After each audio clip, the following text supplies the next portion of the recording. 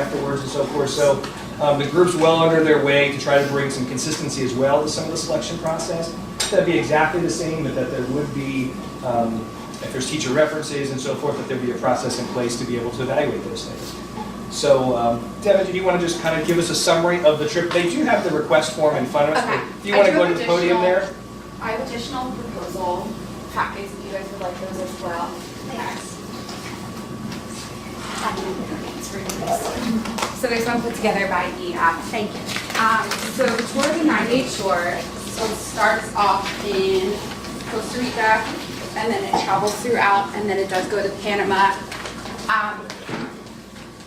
The whole purpose of this trip, I'm going to SEL approach. I do teach Spanish, so it could encompass the foreign language aspect and being immersed in the full culture and everything, but I don't want to limit it to just Spanish students.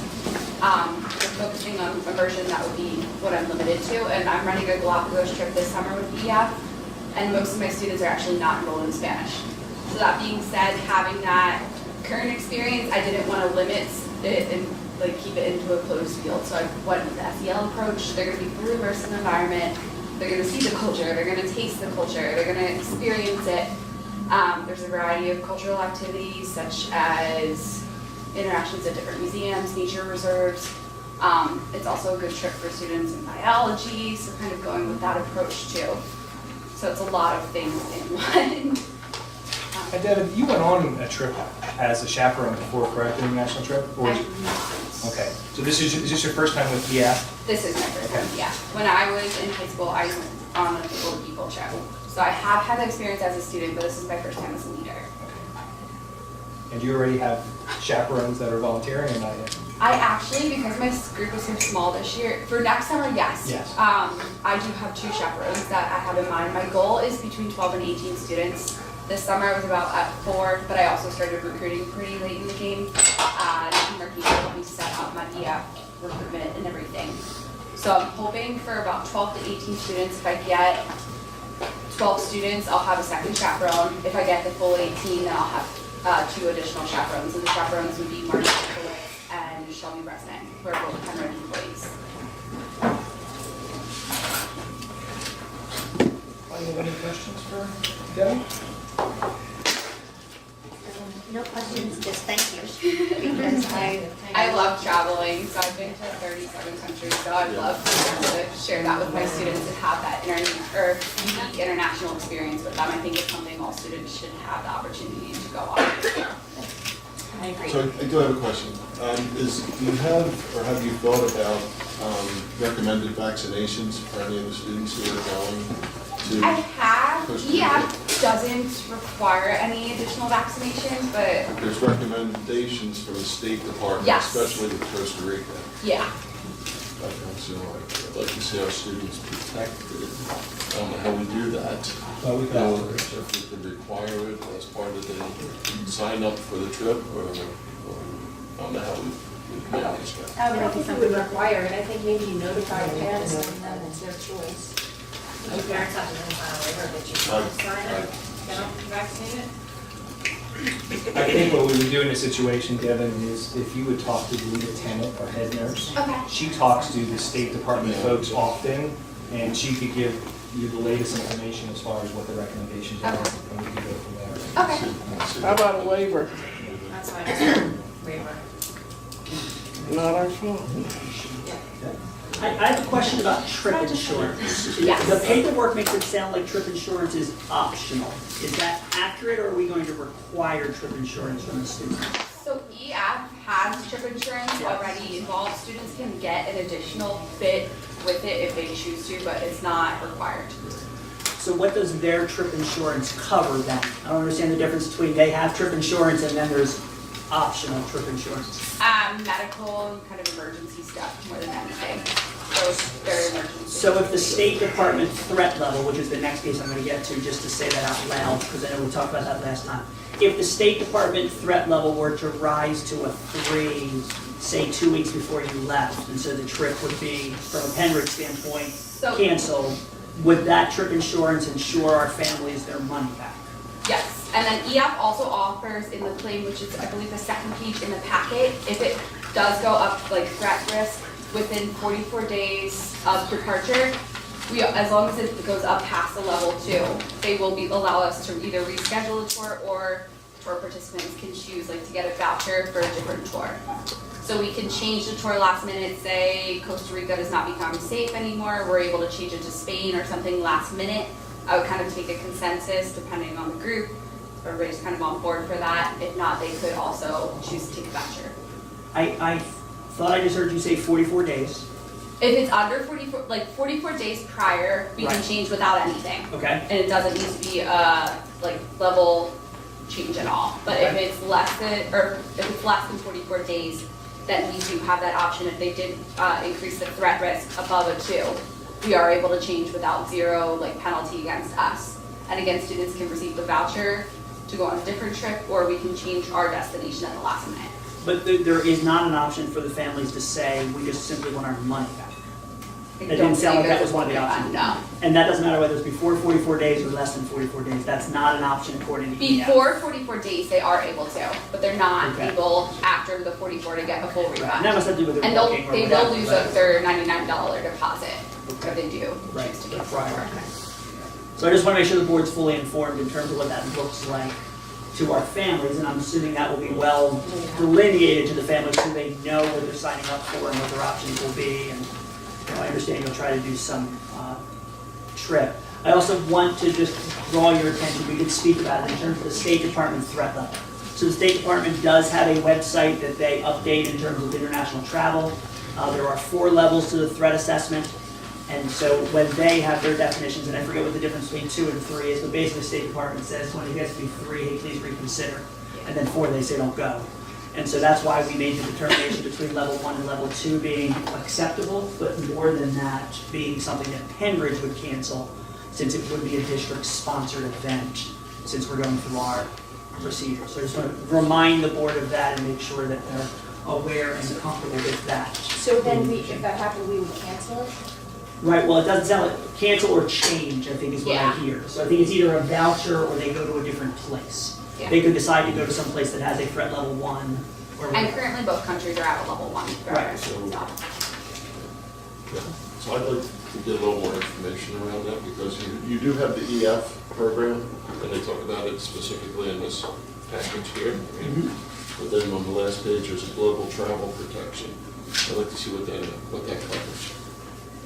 Do you know the answer to that? I do not know the answer to that, I'm sorry. You know, what that covers, because it looks like, if I read this right, I know that's the for supplemental. 45 days or prior, you can only receive a transferable voucher. I'm sorry. It looks like, if I read this right, 45 days or more, you can cancel your tour and receive a transferable voucher. There's no monies refunded. Is that different than what you understand? It does say that for, They are able to my knowledge, they are able to cancel to a certain point. Because I've had a student actually this year for my Galapagos trip that had originally registered, paid the deposit, and had to cancel. And it was after initial registration. Mr. Kraus, I believe it describes it on page 3, what the global protection plan But is. that's liability insurance. But there's global liability and then global travel below Right. it.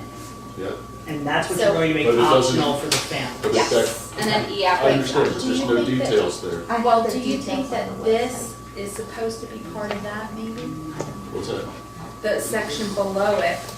No, that's the EF program, On the, which is complimentary as part of the package.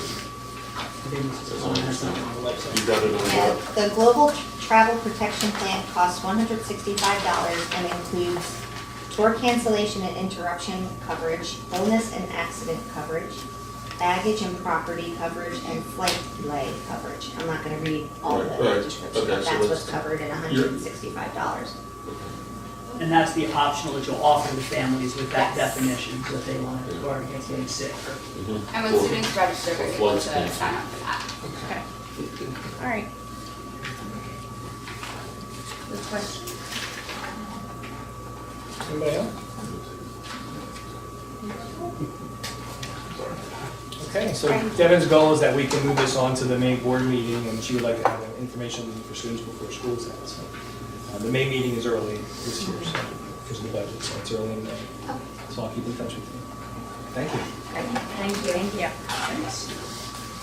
Okay, on to other trips, overnight trips. And we'll kind of group these three together since it's the same two advisors. So Jason's going to be the speaker tonight. He's the speaker every day. So we have typically brought to you, at least in all the years I've been with you in activities, a trip to Utah and a trip to Vermont. Thereabouts, that's kind of been the two. And the Vermont trip's usually been the Killington trip. There's been so many students that have expressed interest in going on these ski trips. I believe you're the largest club in high school, correct? I think we have 275 students. Yes. Wow, it's a great club. So this year, the change is you see a third trip, a second Vermont trip this year to try to give more opportunities to students. So students would at least have an opportunity to go on one or the other before they start booking new students. So if you wanted to kind of summarize, I guess we'll start with the Utah trip. And we'll go from Sure. there. So we modeled this same trip after the past 4 years. We've changed up our destinations each year just to give kids more of an opportunity, but it's modeled the exact same way. Typically, we'll meet here in the morning. We get a shuttle, so everybody's all together, and we take 4 or 5 adults. We took anywhere from 19 to 21 students each year. It's really every year it's balanced out pretty evenly as far as male, female, and junior, senior. We don't limit it to just juniors and seniors, but we found from the past 4 years that works out really, really well. You need a certain level of understanding, responsibility, expectations to be able to, conduct yourselves reasonably and work as a team on a trip like this. So it's worked out very, very well. Even with adversity, the kids have been phenomenal. Like, I could not be more proud of the groups of kids that we had. Whether it was airport issues or flight issues.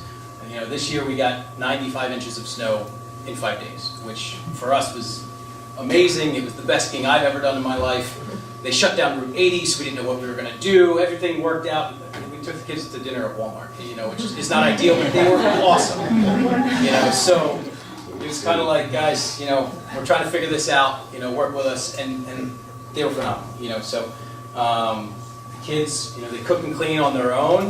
We don't really give much guidance other than there's the kitchen. We buy all the food for them. It's already pre-ready to go. This year, again, with all that snow, we had some issues, so Ross and I had to go grocery shopping at 6 in the morning. But again, problem solved, when we deal with the situations as they arise. So with this sample itinerary, we leave from the high school in the morning. We try to take a morning flight just so we don't get out there too late. We try to fly direct if possible. Again, it all depends on flights and airports and things like that. First 2 years we went to Utah, so we flew into Salt Lake, which is a pretty big hub. The third year we went to Summit County, Colorado, so we flew into Denver. And then this past year we went to Lake Tahoe, so we flew into Sacramento and drove up into the Tahoe region. This year we're going back to Utah. It was just easier, there's more housing options, it's a little bit cheaper for the kids. They cater more to larger groups, and what we typically do is, instead of renting like hotels where you have to divide them up into rooms, we rent a house, and then basically these houses are beautiful, and they're multiple bedrooms, and then so we assign the kids per room, and we get a layout of the house and the different sleeping arrangements, and we basically, they can pick their roommates, and then we just assign them from there. We typically will hire a company that will do our grocery shopping for us, so we accommodate any dietary restrictions that they might have. We send them the list, they tell us what they can get, what they can't get, and then that's already taken care of for us. There is a rental car company that we use in Utah called Rugged Rentals, and they rent all pickup trucks, SUVs, four-wheel drive, so that's taken care of. We worked with them for 2 years prior, so we have a good relationship with them. And that's pretty much how it works as far as some of the logistical standpoints. We try to do 2 separate mountains just to give them, a couple different options. They can see different places, and that's pretty much it. We do obviously skiing and snowboarding during the day. We try to plan an activity for them. Some of the things that we've done in the past, we took them bowling 1 year. We took them indoor skydiving 1 year. They had a little flow rider boogie board wave. That was really fun. Oh yeah, we went snow tubing on the side of the resort this year, which wasn't as fun, but the kids made it fun. So we try to give them that aspect of the trip as well. As I mentioned before, you know, cooking, cleaning, some of the kids, it's their first time that they ever had to do that, and it's kind of like a nice little introduction to what life is like in college and outside of your parents' home. And you know, some of the students decided to put dish soap in the dishwasher, which wasn't fun, but again, it was a learning experience, and we all had a laugh about it. So we get out there. Typically, we'll do an easy dinner, you know, the night of. Next morning, we do simple things for breakfast. We pack lunches just to try to maintain costs, keep costs low. A lot of the kids are really gig creative. They'll form an assembly line and they'll make 20 lunches all at once for the kids. Obviously, ski and snowboard all day. We have, you know, safety meetings and debriefings at the end of the day. Kids show their GoPro videos with each other, and they really get a kick out of that. You know, who did the coolest thing or who had the best, like that sort of stuff. And that's pretty much how it is for the days that we're skiing and snowboarding, and then we'll factor in the activity the one night, and then the travel day coming home. So this year's a little bit different. We're asking that we have a built-in weather day / emergency day / activity day. Things happen, you know, and so we've been pretty fortunate as far as, like, for the most part, we've had no injuries. We've had no really severe complications where it had a huge impact. In fact, this year we had all that snow. We came back and we had a snow day when we got back. And I think we got an inch or two of snow. Kids, you know, had some things to say about it, but you know, it was kind of fun. They thought that they were invincible after skiing and all that snow. But you know, the one year a plane broke down. You know, the airport was phenomenal. You know, they put us up in a hotel in Denver for a night rather. I think it was 4 hotels, 5 hotels, whatever it was. So we decided to take the kids downtown just so they could see and experience a new place. You know, and it was one of those things where, you know, these memories that these kids make with each other, you know, it's really satisfying for us as leaders of the club. A lot of these students, you know, we've known them for 4 straight years. The middle school students even talk about going on these trips once they get up into high school. So I think it's a great opportunity for them. That's pretty much the extent of the trip. We open it up 9 through 12, but as I said, we prefer 11th to 12th graders, and that's what we've had every year. It's over the President's Day weekend to try to minimize the impact of school. We modeled our trip after clubs in the area. It started a few years ago. I went to a roundtable discussion at Hatboro Horsham, and there were representatives from North Bend, Hatboro, Kirk Valley, and I think the Thacton. And pretty much we all follow the same basic parameters of the trip, and you know, it's worked to great success. We've also been in contact with the advisors from North Penn, and they do their annual trip to Disney World with their senior class, and I think that's way more of an undertaking than this. So we try to, you know, get ideas from those other people and how they handle certain situations, so we are over prepared if need be. I think that's pretty much it. As far as, you know, security, all the staff at the mountains, they have their own security there. For example, one year we had a young man get sick on the mountain, and I think it was a little bit out of sickness, and then 8 of the kids got sick. The flu went through the house, and so we actually had mountain services help us out there. So, you know, they're fully equipped to handle situations like that. And then the hospitality business, you know, so they've seen pretty much everything at this point. But we've had very good success. Any questions? Questions or feedback here? You touch. I just want to make sure I read it correctly. Based on the school calendar, that first day, which is Thursday, February 13th, is the actual only student school day we're talking about. That's the half day. Right. Yes. So the students would miss part of that half day, Yes. but the rest of the days on this calendar are not student days. Correct. Yeah. Thank you. And then we could do like equipment and luggage drop-off the night before. That way it facilitates certain things and just helps to get everybody out of here quickly and efficiently. Are they able to give you any kind of, do they give you any kind of discounts on travel since you do this so frequently? We did group rates, yeah. So they don't post flights until, I want to say it's 6 months before, 8 months before. Southwest posts in like July or Yeah. February. So Or it's August? kind of, there's multiple, not so much on this one, but, you know, we pick a window and we hope for the best. You know, they don't put the flights out, so we need to ideally pick lodging and accommodations as soon as possible, because a lot of these houses get taken up, especially by the bigger groups. With the cars and the lift tickets, that's not an issue, you know. Actually, we would prefer if the mountains got back to us a lot sooner. They don't really worry about us. If we're 2 months out, they worry about us the week before. We do get discounted rates and sometimes comp rates depending on the size of the group. Not as much with the trip out west because we have a smaller number, more so with the trip up north. And then because we've used the same companies, we get discounts from that as well. So they cut us a break because we're repeat customers. Okay. Nice trip. You want to go right into your next Sure. trip there? So the Vermont trips they're basically identical trips. The only difference is location and the dates. There's a couple prospective dates there, and the reason why we did that is because of bus availability and hotel availability, which again, we don't know yet. One of the reasons why we did this is because for the past 3 years straight, we've had 2 buses on the Vermont trip. 90-some students, it's a lot. And we, as chaperones, did not want to overextend ourselves on a trip like that. We want to give the kids the best opportunity on a trip, and we also wanted to give them more of an opportunity to see different places. So some of the feedback we got from our seniors this year is that they've done Killington for the past 2-3 years. They're sick of Killington. They would have rather gone somewhere else. So we're just going to do 2 separate trips. We're going to cap it at 1 bus. Either the last weekend in January, first week in February, again, depending on availability, and then that last weekend in February. Costs are going to be approximately $370. Is it the same for both?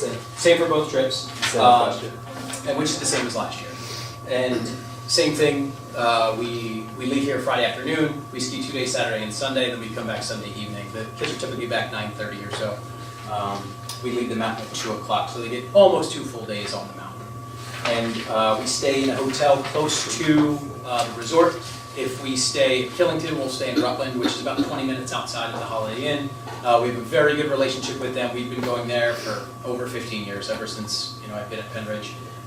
Betty, I call her every year, hey Betty, it's Jason from Penridge, and it's a great conversation, and she asks how everybody's doing, and it's really nice to work with the same people over and over again. We have a great reputation with all the people that we use, so that helps us out. Betty actually won't rent to certain groups, but she's very happy that when we call and we're coming back. So we try to handle as much of the food as possible. So this year, the kids got breakfast, hot buffet breakfast on Saturday and Sunday in the hotel. They got a $18 food voucher for on the mountain in the lodges and restaurants on the lodge, and then dinner in the evening in the hotel. Last year, the kids decided that they would rather go to the Taco Bell, which is right next door, so we made dinner mandatory this year. So they all had to come to dinner and check in, which worked out a lot better. And they're great. They'll make whatever we want them to make. So the only meals that we don't provide is the meals at the rest stop on the way up and on the way down. So, and then for the other trip, we're going to go to Burlington, Vermont, and ski some of the northern mountains, which would either be Smuggler's Notch or Stowe or JP. Probably one and one on Saturday, one on Sunday. I say that every year. I want to be a chaperone for any Another chaperone? at all. We only did Killington when I was in Yeah. high school, so. I really appreciate these trips because my children, have taken them many years, and I think it's a great value, first of all, and just a nice opportunity for families like ours that, aren't necessarily going to be able to go haul 5 kids up to Vermont to go skiing, so I appreciate it. Thank you. It's also really great to hear that that Penridge has such a great reputation going to all these places. I could not be more proud of our kids. And we do hold them to a standard, They have to be in good academic standing. If they get in trouble with their grade level principal, I tell them in the beginning of the year, you're out. I tell all of our parents at our introductory meeting, if your son or daughter gets in trouble, they're out. Sorry, and that kind of eliminates some of the riffraff, I believe. And I put kids on academic contracts. I put my students on contracts. If you can't get your grades up, and I've worked with kids too. Even if they, maybe slipped a little bit, if I can see that they're progressing and they're doing better, I'm more than willing to work with them. And it's the only issue is when we don't know until afterwards, and then we're forced to, they have to take the consequences. So, but everything is lined out in our rules, and all the parents hear it in our meeting, all the kids hear it at the meeting. When we have, during the activity schedule, we bring all the kids in, they hear the same message, time after time after time. So they all know, And unfortunately, some kids have been removed for various reasons. But I think that over the years, we've had a lot of success because we hold them to a standard. Mandatory safety equipment, what are the students required to wear? All students obviously have to have proper clothing. Right. But helmets. Okay. So- And snowboarders, wrist guards, or? We don't That's have just that them, requirement, right. some of them do, Right. that we kind of leave that up But to it's their them. choice. Yeah, that's their choice. You know, sometimes we've been up to Vermont, it's been pretty cold, and I basically said, you're not allowed on the mountain unless you cover up. Like, you need something, you come let us know. And we have some extra stuff. One of our chaperones, her husband works at Buckman, so they donated a bunch of gear, so we have extra jackets and gloves, and so we try to help out kids when necessary. Every year we get a kid that, you know, wants to try it out for the first time, and they'll come.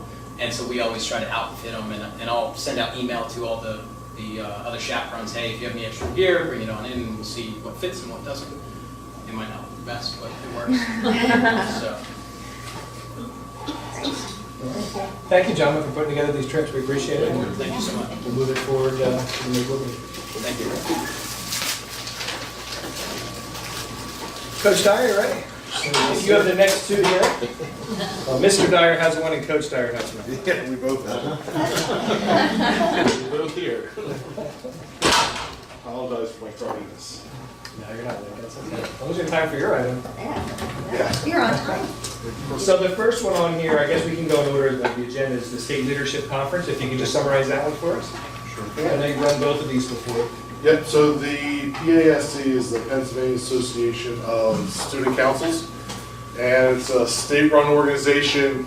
We've been going there 30-plus years. If anybody remembers Mike White, he did it for 23 or 24 years. I've done it the last, wow, time flies. And so what basically this is a leadership opportunity for our student council, where the members of our organization go out to another high school that's hosting the conference, and they're going to be exposed to a lot of leadership training, how to be a student leader, how to get your school involved. We just had an amazing mini-thon, but not directly the result of student council. Basically, my 45 kids were all involved with that, and we were homecoming and winter ball dances, and pink out games, and things like that. So this is where they really hone their leadership skills. They get exposed to a lot of different workshops, how other schools do things, best practices. I'm simply an advisor. I don't claim to have any expertise in this at all. I'm there to help them where they need it, and they bring back so much to Penn Ridge and really get excited about helping the student body as a whole have a good experience here in high school, whether it's a small freshman class that just needs some bonding opportunities, or we had a school-wide dance, the homecoming dance we had over 1,300 kids at this past October, so that was a huge turnout. But behind the scenes leadership that these kids possess, they're trained on extensively at this council meeting. Usually at this conference, there's about 1,500 students, leaders across the state. So we hosted it in 2009. Actually, I know you remember that. It was a huge undertaking. So it's a great experience for our kids, and they come back so energized and ready to lead and do great things here. It's a fantastic opportunity. So basically the trip, we'll leave usually the Thursday, last half of the week. The conference runs Thursday, Friday, and Saturday. We leave Thursday, we drive out to whatever school. It's a different school every year. This year we are in West Mount Hilltop, which is Johnstown, which is out towards West PA, so it's a little bit of a haul. But nothing like 15 teenagers in the van with you. 5 hours. But it's a good trip nonetheless. So we'll leave out Thursday. We'll arrive there. When we get there, they have the registration. They'll have some activities for the kids to do. They'll have a small workshop to sort of like icebreakers, get everybody introduced. And they do a great job because a lot of times they'll break up individual councils. You'll be paired up with new members you don't know. So you sort of build bonds and relationships. And these kids will be friends for the rest of their high school career and their paths. So it's a great opportunity for that. Friday is a jam-packed day. And then we're going all day and night. So they have multiple workshops they're going to.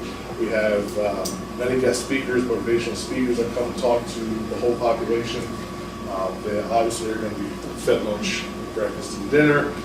So it's a real good opportunity for them to build relationships, sharpen their leadership skills while still having fun and energized. And it's Saturday, we'll come back from the conference. Usually we get back around 2:30. We usually try to convince me to stop at Shady Maple. So, That's a good plan. that's a good plan, Saturday afternoon, so, but yeah, usually we're home by about 2:30. I think we asked you this last year, Mr. Dyer, are we on the cycle to host again in the near future, or is that not set? We are on the cycle. The problem is we lack hotel space. We used to have host families, so when we hosted, we were the last conference where 1,500 kids coming to us actually stayed in our community homes. And then those parents would be responsible for bringing the kids to high school every morning and picking them up every night. Current environment and social expectations have changed, so that's a bit of a challenge for us. We don't have the closest hotel or up by the turnpike really, and they can't accommodate the group. I think they only have, I think it's 140 or 160 hotel rooms up there. If you put 4 in a room, you're getting around 1,000, so you gotta have some people down in Montgomeryville, and it makes transportation back and forth a little bit nightmare. So facility here, we'd love to come back, but unfortunately our area just doesn't have hotel space too. So we've hosted many regional conferences since then. So we've hosted the regional conference 3 times, which is just a one-day event where you usually get about 1,000 to 1,200 kids here. But run through the same organization, Pennsylvania Association of Student Councils. So Penn just hosted that 3 times since 2010. But this particular one is still a challenge that we'll have to come up with something creative to get a work around that. Washington has to keep getting higher. Keep telling them to put the names on. They'll let you do 4 rooms. I hosted kids, I didn't have kids at the high school, we hosted them at the school. Yeah. What if is it because of like the clearances? I mean, what if The clearances and when you, Clearances. some of the problems that we ran into, if the child doesn't feel safe in the home that they're in, then we have to scramble and try to find someplace for that child. If you send your kid 6 hours away to somewhere and they're calling you, I don't feel safe, I don't feel comfortable here, it's It's a lot of extra headache. yeah, it is. And it's, those parents are calling me every 15 minutes, has my kid been moved, where are they at? So, the association actually did away with it all together. It wasn't us specifically, but it was just, they're moved away from that model completely. So, but yeah, it was a great experience here in Penn Ridge. It was my first year here. It was very intense. Nice and welcoming. Yeah, it was. Nice week. Great work Did there. I read correctly that it's open to any student council member? It should be, that may be a typo, it should be open to anybody. No, it says officers and non-officers. Yeah, officers and non-officers, so it would be anybody. Right, anyone on student council? Yes, Right, correct, okay. yes. And so you're estimating that it's 12, you don't know how many will say yes, how many will say no? No, we typically, because we've already are planning the hotel rooms, we're planning transportation so far out, it's a group package, so they ask us how many rooms do you need, we usually take 3 or 4 rooms, so it's 12 kids. Then they have to submit an essay, there's a questionnaire they have to go through, and the children selected are all selected by the officers. They make the selection of the students who are able to go. My advice to them is always make sure we have a nice sprinkling of different classes. Don't make it just seniors because they're going to come back. Their year's almost over already. So it's, get some sophomores, get some of the younger kids in there, so that way they all can experience it. We have taken exec council members in the past as well. So somebody who's in the 12th grade exec council or the 10th grade exec council has mentioned they want to be a part of it, sure, come on in. So anybody basically in a leadership position would encourage. And you don't pick the dates, those are the dates? They are That's the dates, right. yeah. Are there natural conflicts with the high school schedule? And For I our guess, right, in terms schedule? of Penn Ridge, in terms of early November, I'm sure some sports might be if they're doing well. but- Yeah, sometimes you'll get a football. Yeah. It's been many years since we had a football player in city council, but typically there's not too many conflicts with the school itself. The school that's hosting, their board has decided to make those two in service days, because obviously they're hosting 1,500 kids, you can't have your own population there, so. But for our schedule, Penn Ridge's schedule, usually there's no conflict as far as kids unable to attend because they're doing something else. They do try to keep it that first or second week in November, because that's when the fall sports are over. There was something last year, and I don't know if it was this leadership conference, but there was a different one where we ended up with a field trip at the same day. Yeah, there was some So, concept. is there a way of making, like, is there somewhere where all the teachers know these things are already planned, so don't plan a field trip for that day?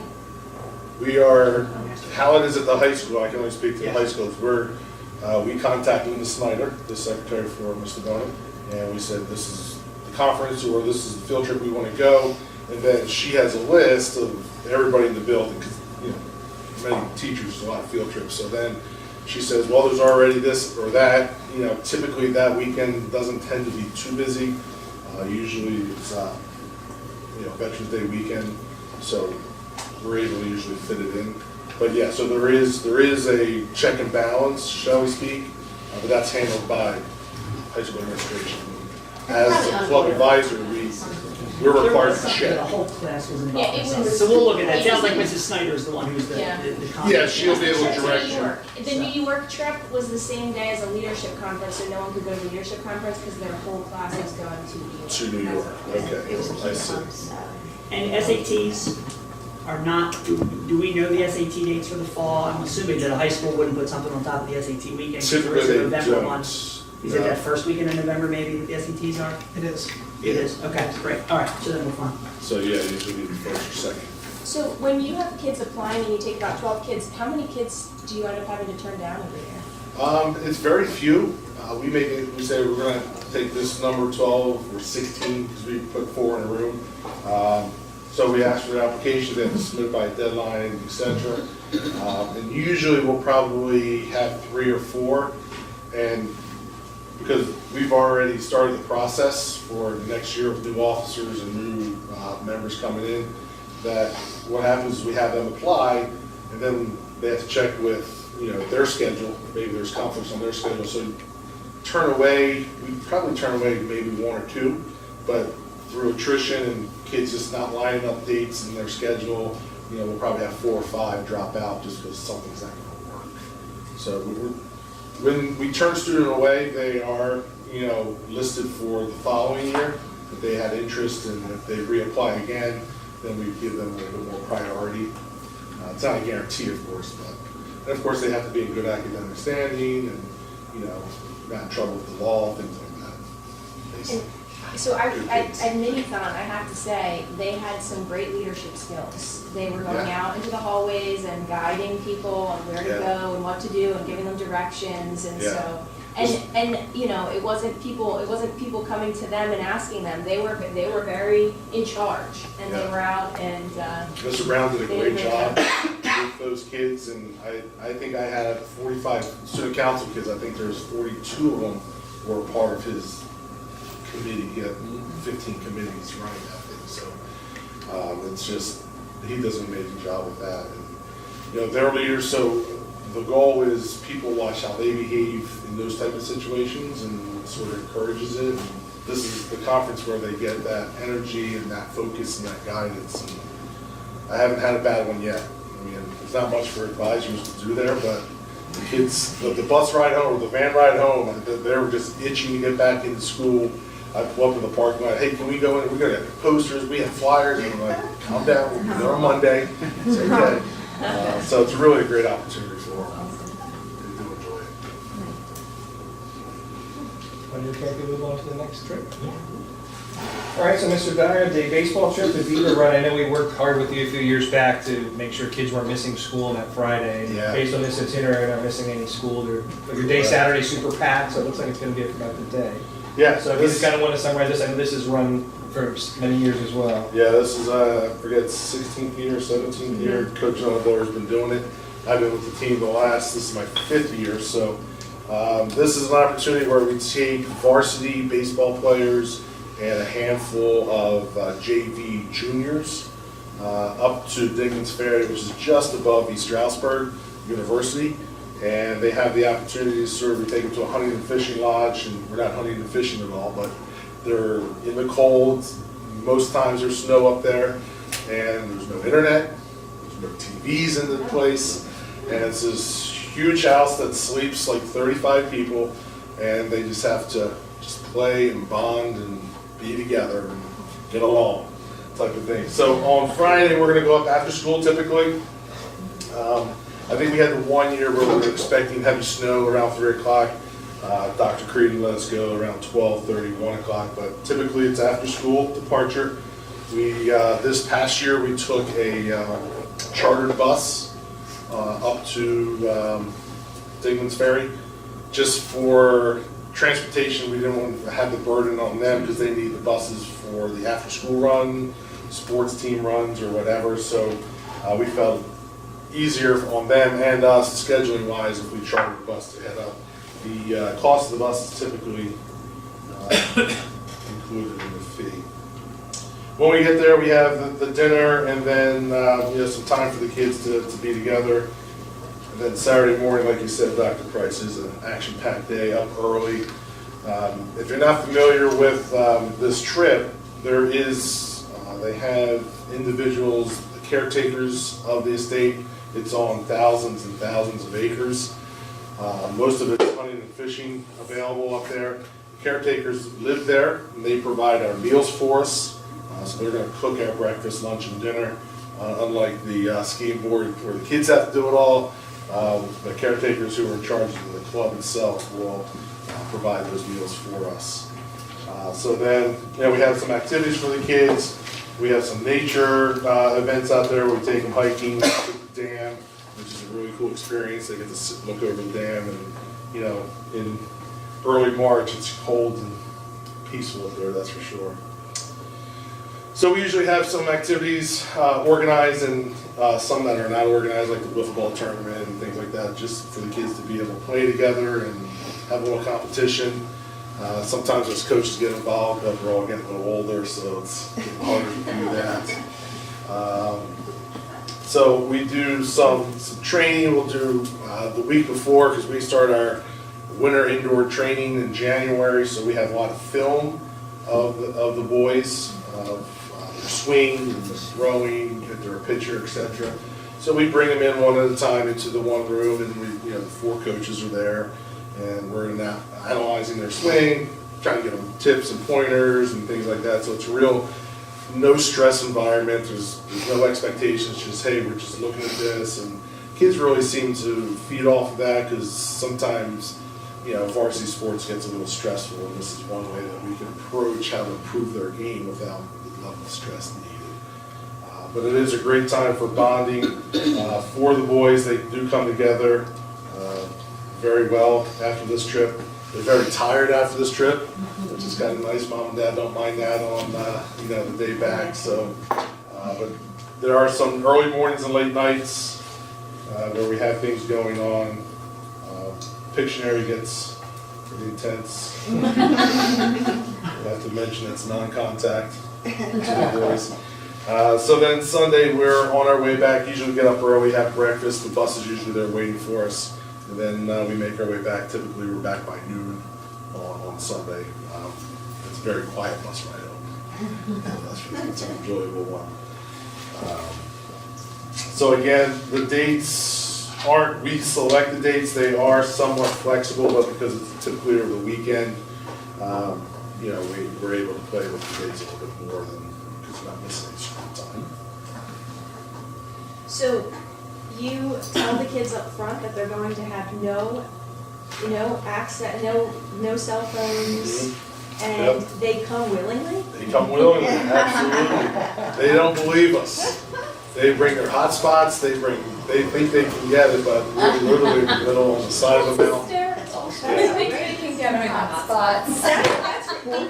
I'll tell you. I know, yeah, we need our. I took my sister and her friend midnight bowling. I took a picture of the two of them standing next to each other texting. And I sent it to both their moms and said, this is midnight bowling today. Exciting.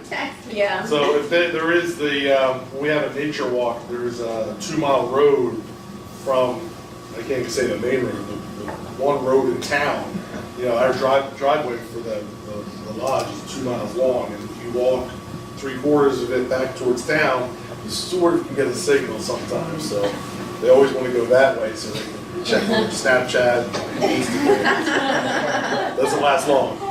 So yeah, it has a great reputation. I mean, we've built a championship team up there in 2016. It's just, you know, all the boys look forward to the U.S. and the younger players in the middle school, they all know what Beaver Run Trip is. It's a classic.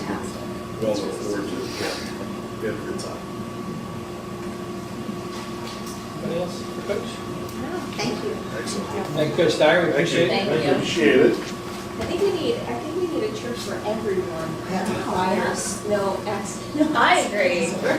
Do it. How about the Beaver Run? When you go, very cool. Thank you so much for your We'll time. extend the number of people we're sending over. Here we go. I mean, I had to go over a creek to get to my house. All right, Mr. Grant, you're up. Aquatic schedule and financials, whatever order you want to start on.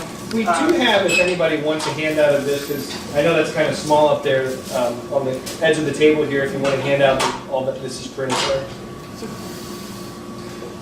It's right here on the corner. Do you want to start with the schedule? Yeah, we'll start with the schedule since you guys have it up there. First one up there is for September through November. During the fall, we start all of our activities, starting in September when the kids come back to school.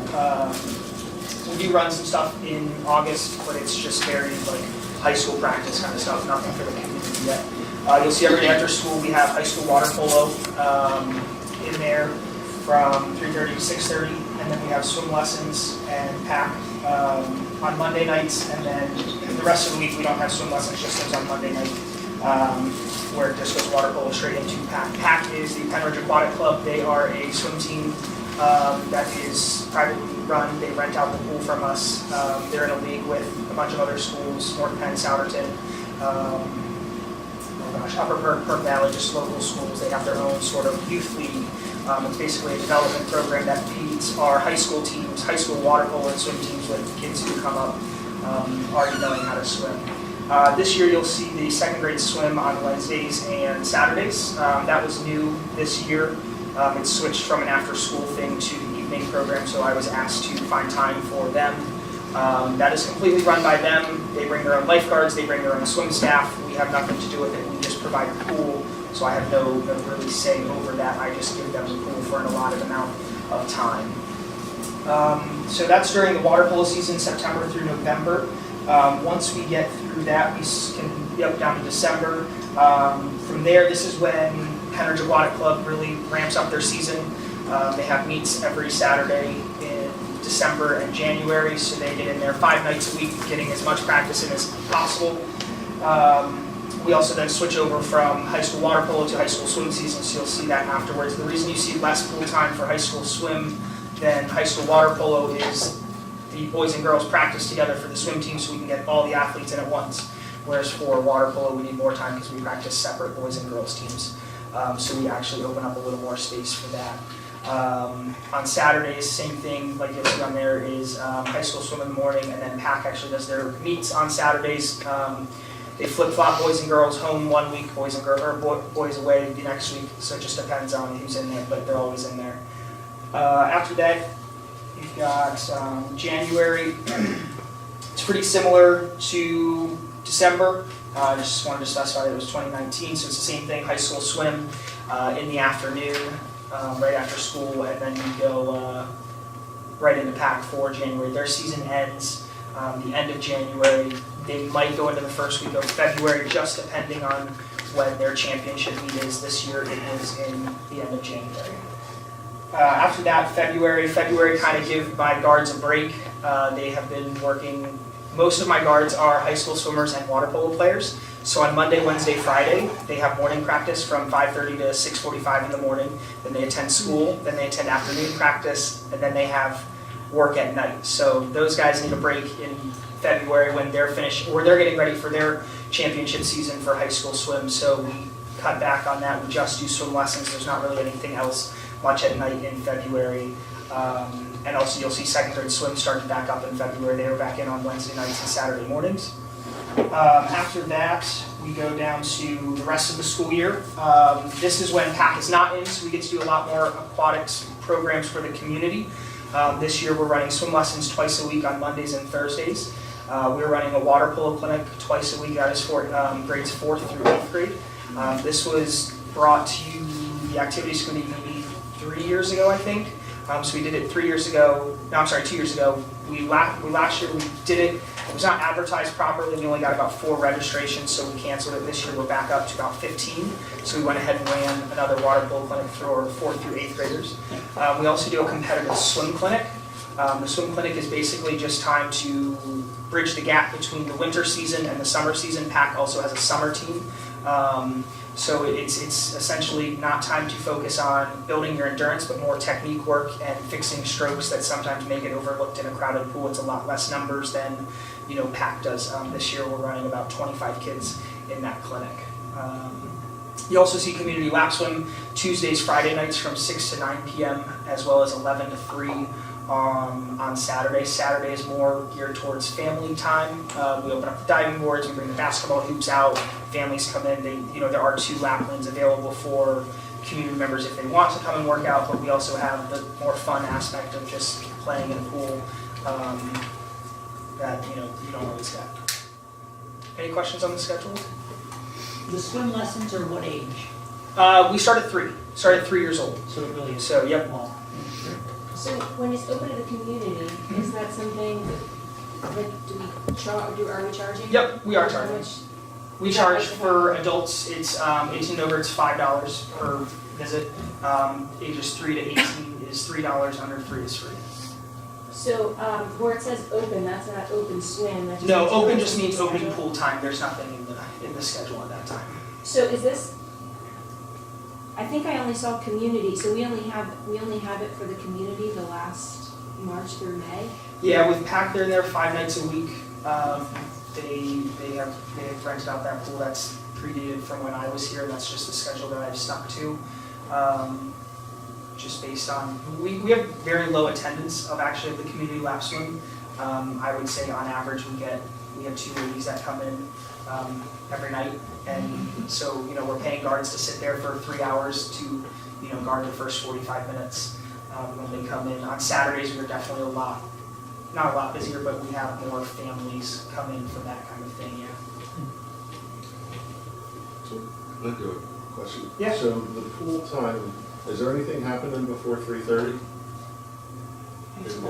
All of your schedules start at 3:30? Yeah, you know what, that's actually a mistake, that should be moved up to 2:30, I'm sorry, because we did get rid of the second grade swim program. So that should actually start at 2:30 Okay. with that.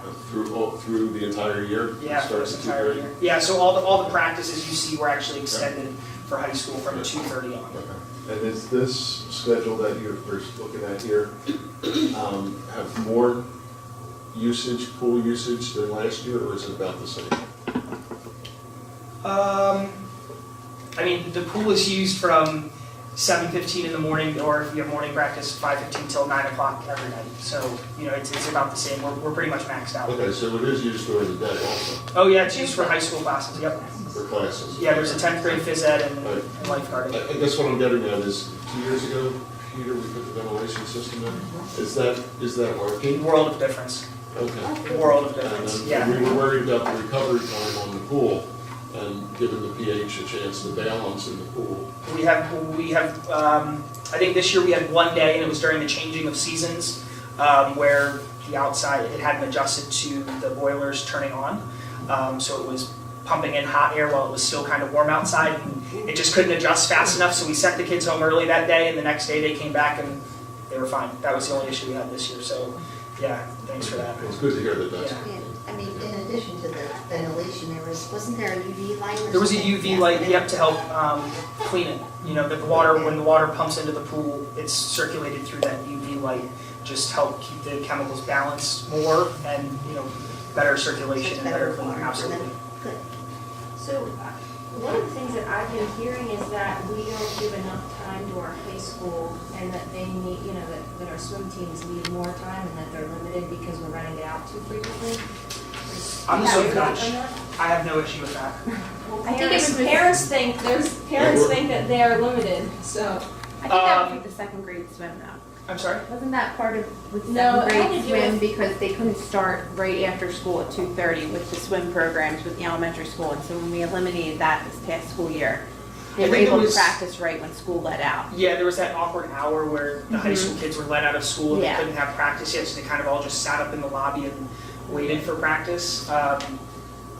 As far as the high school swim schedule and water polo schedule, during high school water polo, the kids are getting, girls and boys are both getting 2 hours of practice in the afternoon on top of an hour and a half or hour and 15 minutes Monday, Wednesday, Friday morning.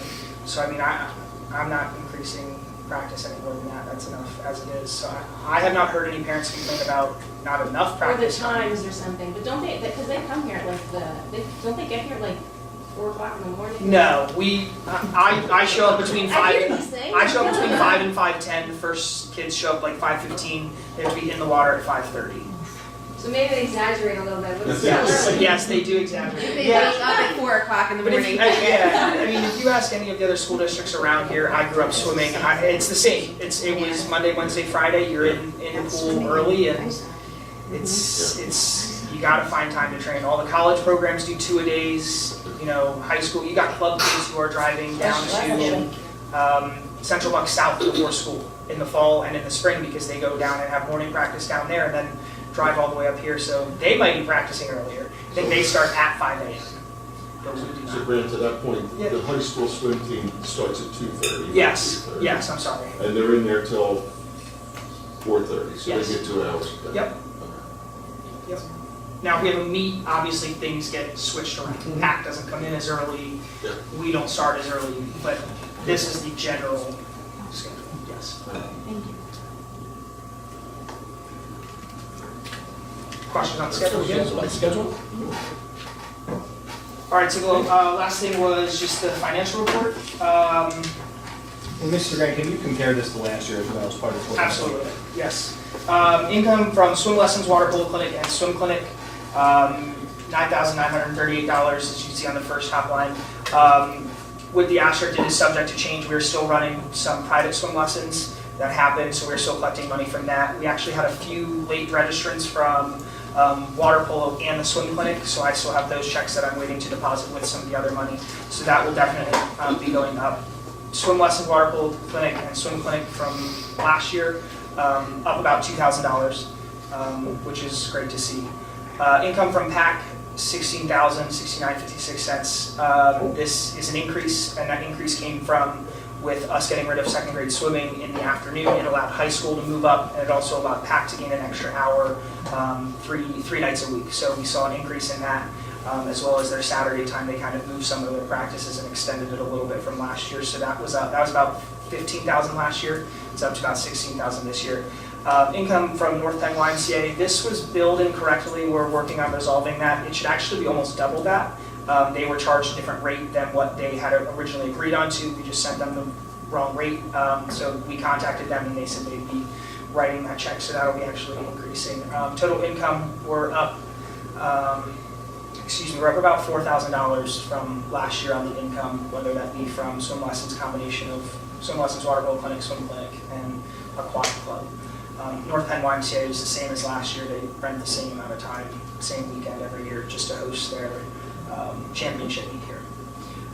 Swim instructors and lifeguards, I think we are about $100 over what we were at last year. Part of that comes into having to have more staff for that extra hour that we now have, but pretty consistent across the board with the amount that we have spent to date on them.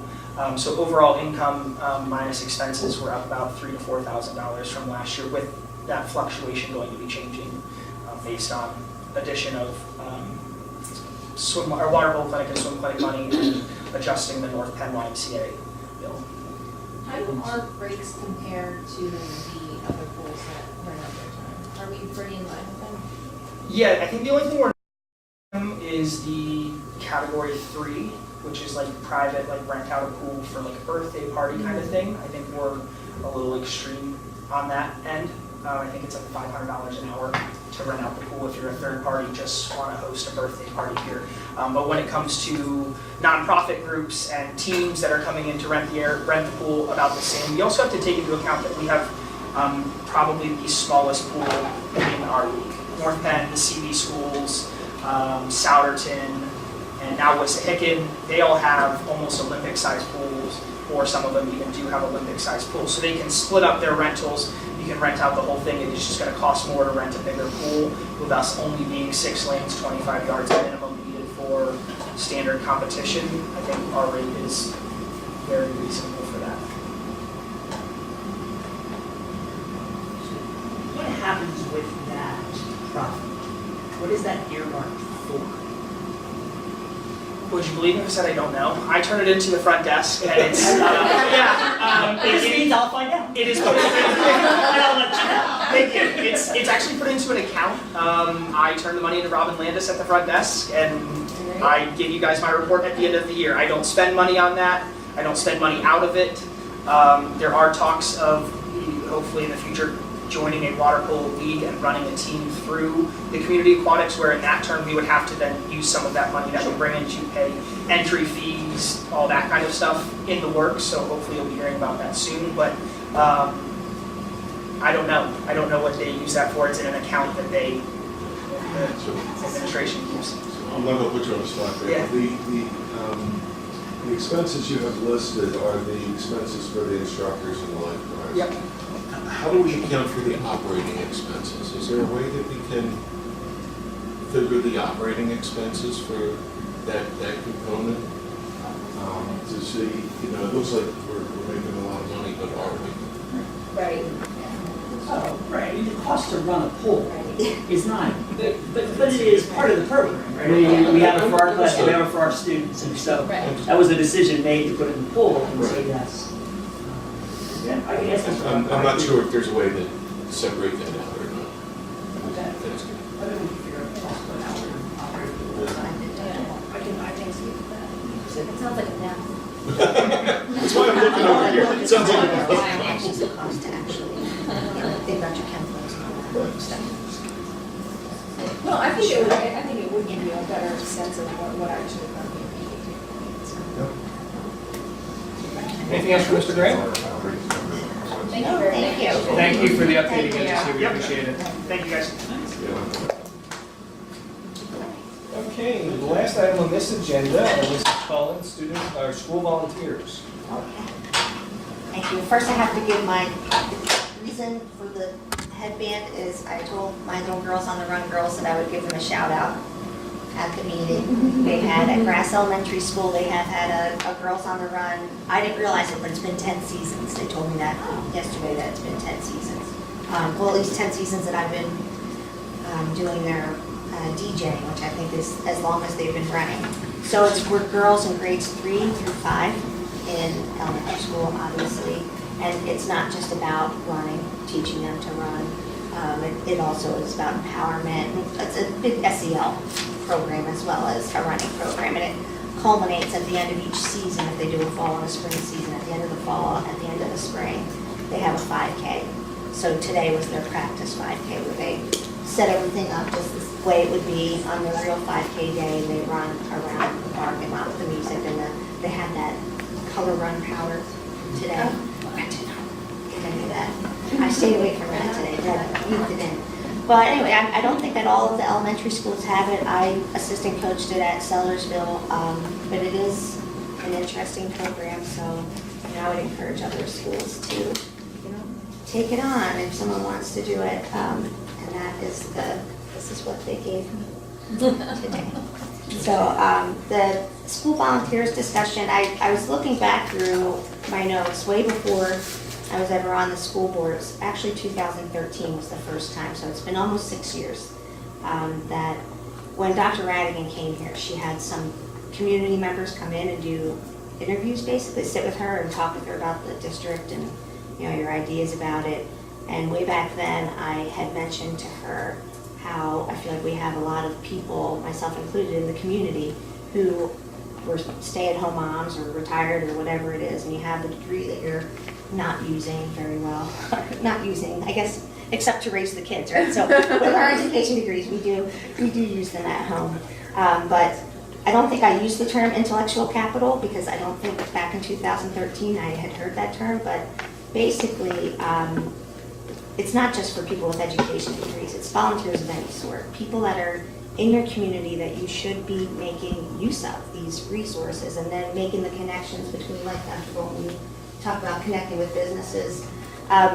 We should be doing more of that in opening up doors for our students, making the connections that will be invaluable to them as they go forward in life.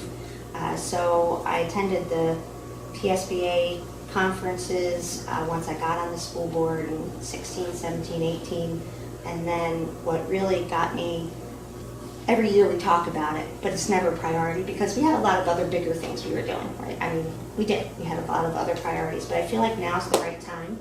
And when we went to the National School Board Association Conference back in the end of March, it was the end of March.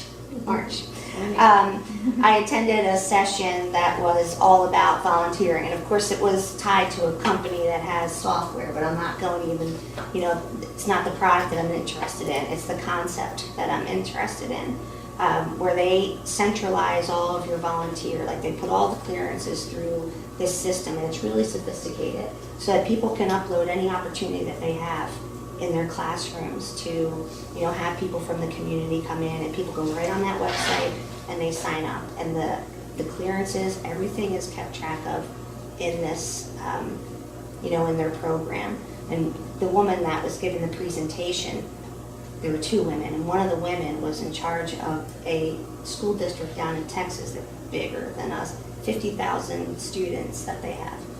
We only have 7,000 students, but it can be used for any size school district. And I just thought, again, since it comes up in my mind every year, I would like to see us do something with that. Maybe by the fall, look into ways that we can make better use of what we have in our community, because I think our students would benefit from it, the community would benefit from it. The teachers will. And I know there's things to consider, like Dr. Radigan and I talked about it back then. You have to be careful about the teachers not stepping on the contract that you have with them and doing things with volunteers that are supposed to be done with professional staff. That's a consideration. But these school districts, they use it for everything, and it will be business leaders coming in to, a social studies class or a science class, or business, anything, and doing something, and they make a connection with those students. And I just think it would be valuable, and I can give you the name of the company of the people that did the presentation. And I liked their presentation. I mean, I think if we're going to look at doing something like that, that they should be one of the people that you look at. I'm not promoting them. I'm just promoting the idea of having more sophisticated volunteer program that we can, again, make better use. And I just kind of looked over the years, people I know whose kids are in private schools, and you hear that they're doing these internships or co-ops in high school, and I think, well, why aren't we doing that? It's not like we don't have people in our community that are in those same fields, like private schools or public schools should be able to do the same kinds of things. And I think that's how we'll start to get that to happen, is if we build up our usage of our intellectual capital in the Pembridge community. So just wanted to present that as an idea for something that maybe we can look into doing for next year, since I feel like we took a lot of things off the plate, did a lot of important things that needed to be done, and now I think this is one of the next most important things I think maybe that we could do. What's the next to-do list? The next to-do list. We got all the checks off. So if anybody wants to look at it, there's not a lot on the one website. It's called Volley, VOLY, volley.org. I haven't looked at any other companies that do this sort of thing, because again, I don't care about the product. interested mostly in the concept of getting it done, and then we You're talking about different, like, all It's- kinds of volunteers. Oh, yeah, and it's so, I wish everybody could have heard the presentation because it is so simple and they have, of course, my notes got wiped out. When we sat down to have our debriefing and they wiped out all the notes after a certain number of Yep. days after the conference. Yep. So everything that I had taken notes on, the curse of technology, but I should have done it with pen and paper. But if you had a volunteer that was taking the notes for you. Yeah, I should have had a volunteer. But yeah, so it could be something very small. Like, this teacher is doing an experiment, and could use help. It's hard to explain all the many different ways that they employ the volunteers, but it comes through this central system and people can go right on. There's no guesswork. They go on, they see what teachers need. If they're already approved in the system, like if they have their clearances, boom, you're in. You can sign up for these. So the interface then manages the clearances, and then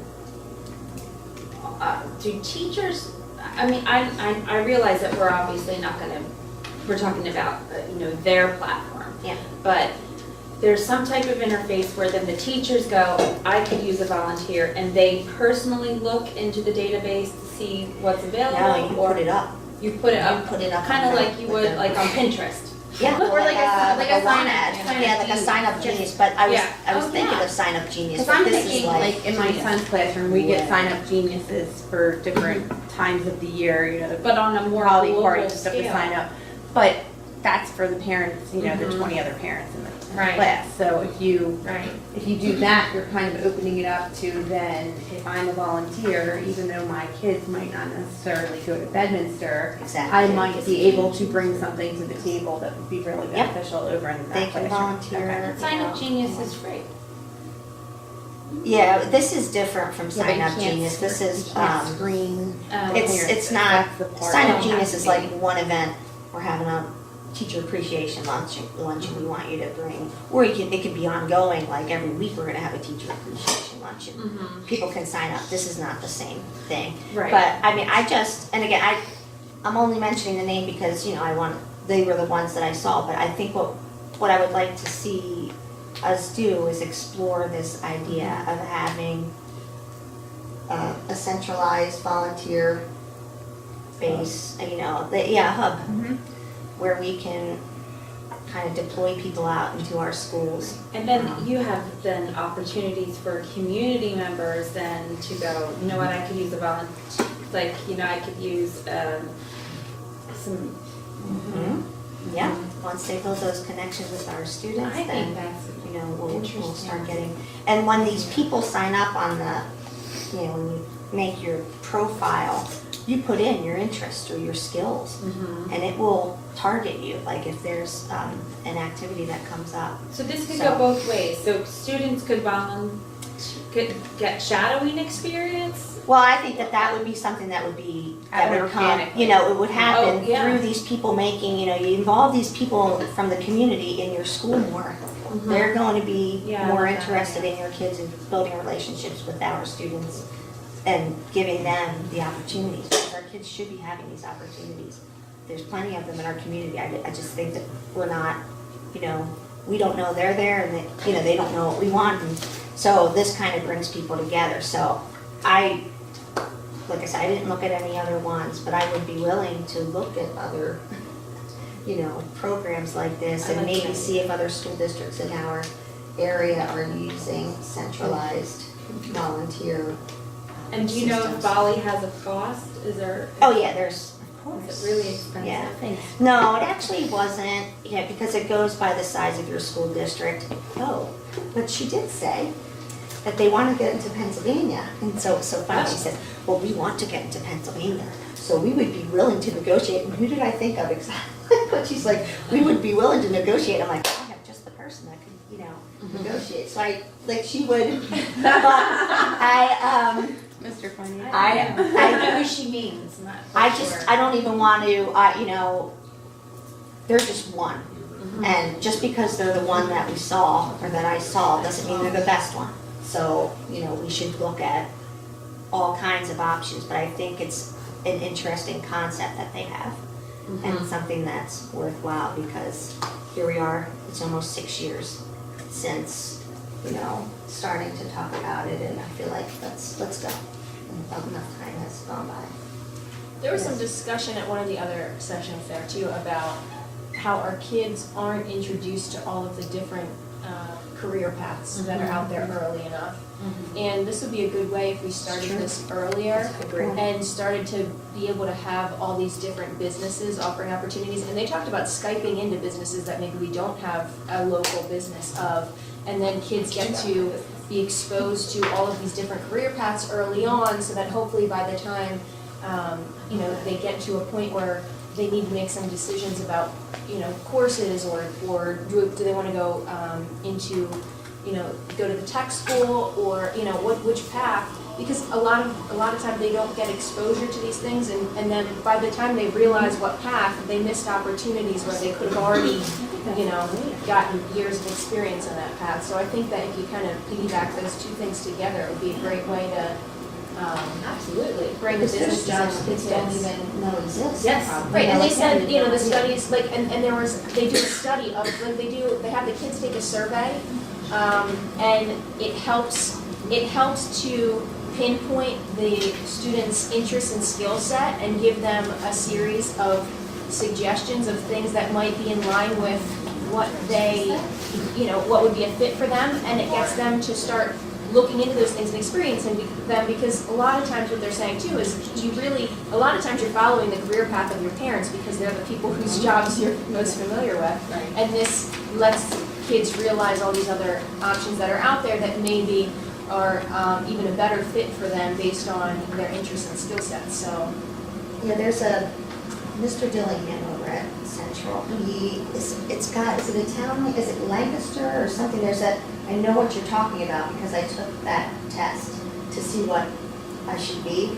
And basically it told me I should be Julie, the cruise director, from the Philadelphia.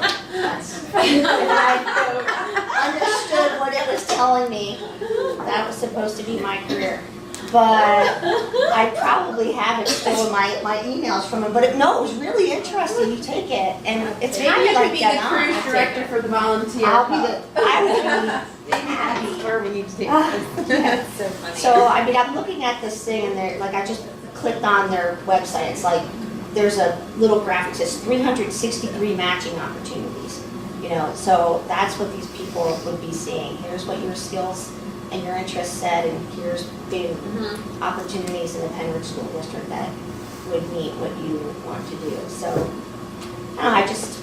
Can I share just a comment? Oh yeah, please. You guys are so excited, I can't wait, but what you're talking about is there's the software management piece that's valuable, but we will be coming, we have to set the date and the time to present to the board about our K-12 counseling, comprehensive counseling plan.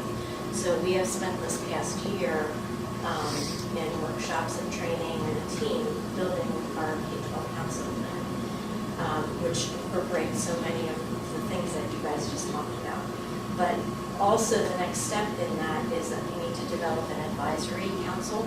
Every school district has to have an advisory council, and that will pull in and we'll be looking for recommendations from community members that are part of that advisory council, and that they meet regularly and talk about what opportunities do we have for students, how can we increase, so that we want every student to be able to have some sort of work experience or internship experience, and how can we start to build that pool of community members and resources so that we can provide that for our students. Yeah. So that is coming. We've been working very hard this year. And then the advisory council will be the next step. So we'll be coming just to sort of share our progress. It's never an end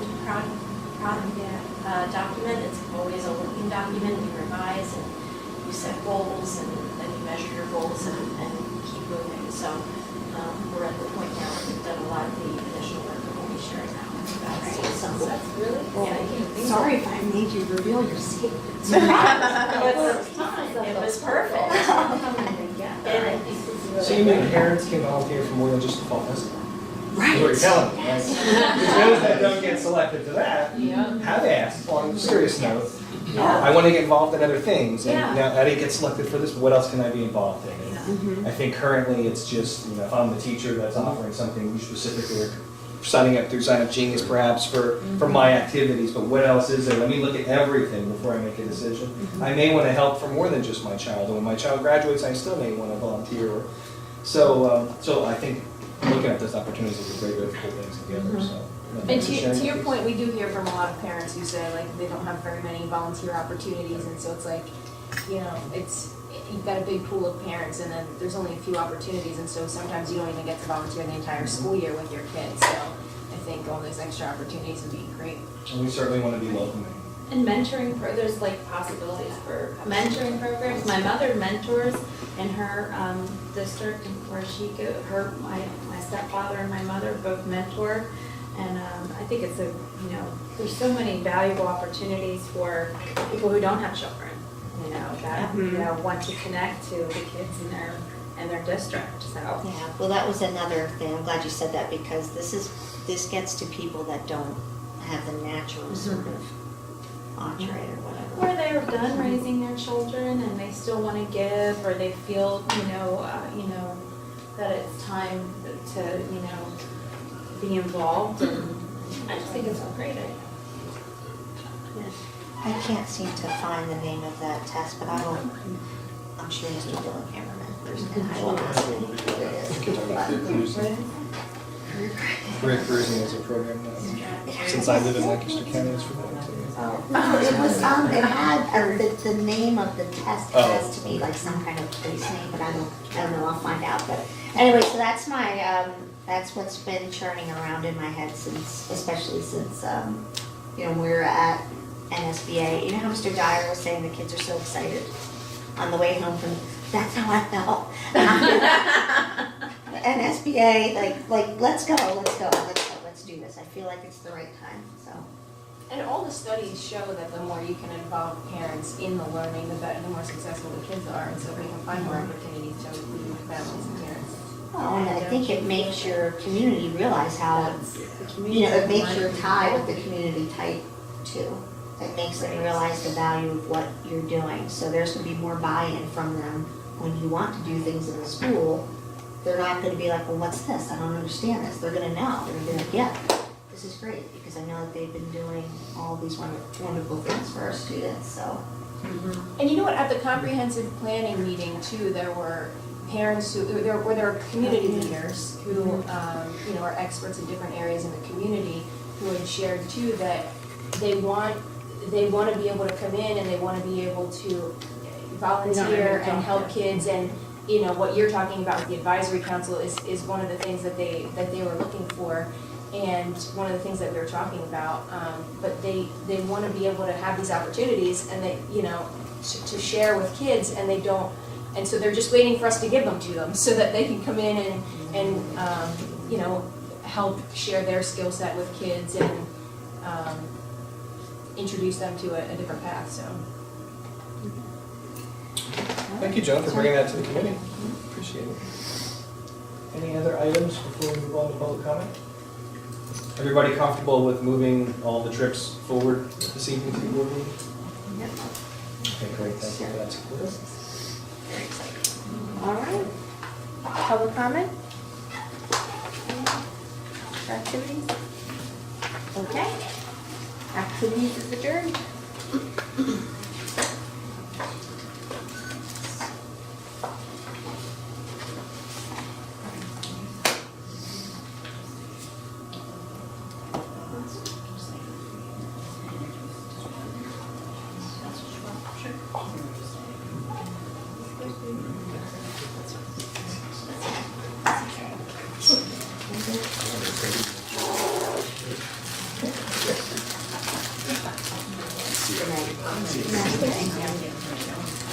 All right, we're gonna go right into policy.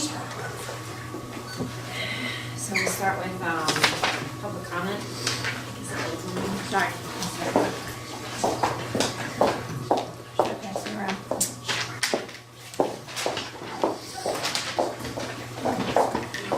Penner School Board board welcomes public comment according to policy. Now, if you remind everyone, the following public comment shall be limited to 3 minutes unless otherwise specified with the board.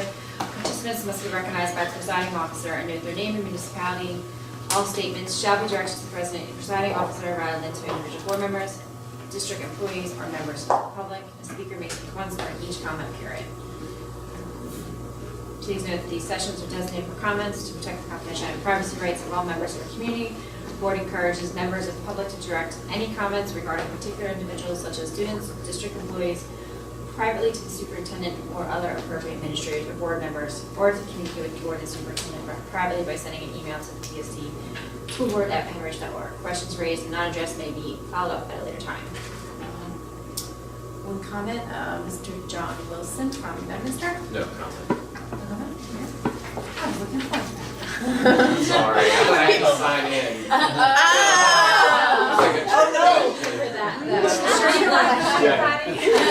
Sorry. I think you're obligated to comment or sign in. Your coconut patty. Fair, I don't like coconut, fair enough. I'm so hungry. Okay, so we have a review of policies for first reading. The first one is 124.2, which is a revised dual enrollment policy. Dr. Lagerfeld, would you like to give a little overview? Yeah, okay. So we have a couple of revisions on this policy. On page 1 of 4, if you're looking at the policy, just a minor revision, we've extended this to from grades 10 to 12, because occasionally there are 10th grade students that are approved. And then if you look on pages 2 and 3, that's where the majority of clarification and deletion of language occurs. So I won't read through it, but open it up if there are any questions or comments about the proposed changes on pages 2 and 3. Can I highlight just 2 things on page 2, just to give you a sense for what because some of these are connected to conversations we had earlier in the year. That top paragraph, currently independent studies are not grade carrying courses. And so we had to change the language for dual enrollment courses, because if you remember at the beginning of the year, we talked about college level courses counting as a grade, and then obviously impacting then the grade point average and class rank and all the pieces that come with that. And so we were changing the language to elective as opposed to independent study. And then that last sentence there is added just to show that they will be included in calculations. What used to be number 3, which I have no idea what number it is now. I think it's number 1, but I don't know. The student have achieved. Currently what was there was that students needed a 2.5 GPA or better, and that there was no allowance for students below a 2.5. If you had a 2.5, if you were below a 2.5, you couldn't do it. And so what we've done is we've lowered that to 2.3, which is an equivalent of a C+ in terms of from a GPA standpoint. If you have below a 2.3 and you get permission from your guidance counselor and high school administration, because they did say that there are students on occasions that might be C students that have a 2.1, or a 2.0, but it would be appropriate for them to take course X. But we do want a permission in there just to make sure that the guidance counselor and the high school administration both say, yes, we do agree that in this circumstance we are going to. So we made that exception built in there. That's the purpose of number 1. You can see that all the other language we removed is just PSSA and Keystone language, which is no longer pertinent for the high school, but it was part of the policy. And so we've removed it. The only other thing I noted here is that we've removed the attendance requirement. Have met high school attendance requirements during the prior enrollment. I don't know if that's Yes. what used to be Yeah. number Right. 3. Yeah. And I don't know if that's, you take a student and you dual enroll them, but they have attendance issues for one reason or another. Is that harmful to them to in that dual enrollment? And it may very well be the thought behind taking that out was just that if the students have the grades, that we felt as though they qualified, and if they didn't have the grades, then the adults that are associated with them would help make that decision as to whether that option was appropriate for them. One of the purposes of this is just to expand opportunities for kids, right? And so this is one avenue for some students where college level courses may go through a enrichment or remediation, or just interest, something they're interested in that we don't offer. And so tech school is one of those options. I think dual enrollment courses is one of those options, and to expand that as where possible. So I heard from some parents who are working on the dual enrollment, who felt like they were very limited as when they're trying to figure out the courses that their child can take and the direction that, that they're looking to go after high school, that they're very limited as far as which courses they can take. And so I'm wondering if there's a way that we can, expand those opportunities and maybe look into what some of the concerns are. Because I know, I just heard from one parent in the last week or so who was saying that every time they go to, they'd say, well, this would be a good course. Oh, well, no, you can't take that one. Well, this one would be a good course. And they kind of kept going back through, and it was like pulling teeth trying to find something that they were actually able to take and able to get credit for that fit into the model that they were looking at. And I don't know if that has anything to do with, we're saying that they can't duplicate any courses, that we have here. And I know there was discussion about whether or not we should leave that up to the guidance counselors to decide whether or not that fits best, because sometimes that may be the better option depending on how it fits in the student's schedule. I just think, I think the policy should err on the side of more opportunities to more kids rather than, restricting opportunities and giving more of the say to the guidance counselor, the parents, the student for each individual situation, and limit as little as possible in the policy itself. So that and obviously then the guidance counselor would be making that decision based on what's best for the student. Like if a kid is at the tech school and we have a course here, and that course is only offered at the time that they're there, it would make sense for that student to be able to take that course at the college instead of being restricted by the fact that we already offer that course. So, there's definitely situations, we talk about our sciences sometimes and how difficult it is to schedule sciences and labs, and that sometimes that those kids aren't able to take some of these other courses because the times just don't line up. And so if we're restricting those opportunities for kids, it makes sense for them to have that leeway to be able to take it somewhere else if they can. So, that's what's standing out to me as where you limit it. I guess there's other places probably in here too that limit it, but I would want to give as much leeway as possible to the guidance counselors who are meeting the individual needs of each student, because it's not every student is different and every student's path is different, and so I don't think we can cookie cutter it, Yeah, I think that's a good point about being at the tech school at a time when something is offered here. Because, I think you are moving into a period where we're telling students you don't have to choose tech school or, the high academic classes. But if we say that but we don't make it possible for them, then you're not going to have students getting the full advantage of. Because there are some people who could benefit from getting a technical degree program over there, who also still want to go to college but would need the higher level classes. So I think it would be good to open that up. So there are two pieces that come into play there. One is the types of courses that students can take, and the language is specific because of the contractual responsibilities with the teacher contract. So the word supplant there is purposeful to make sure that if it is a course that Penridge offers, students cannot choose to take it someplace else for that Penridge credit.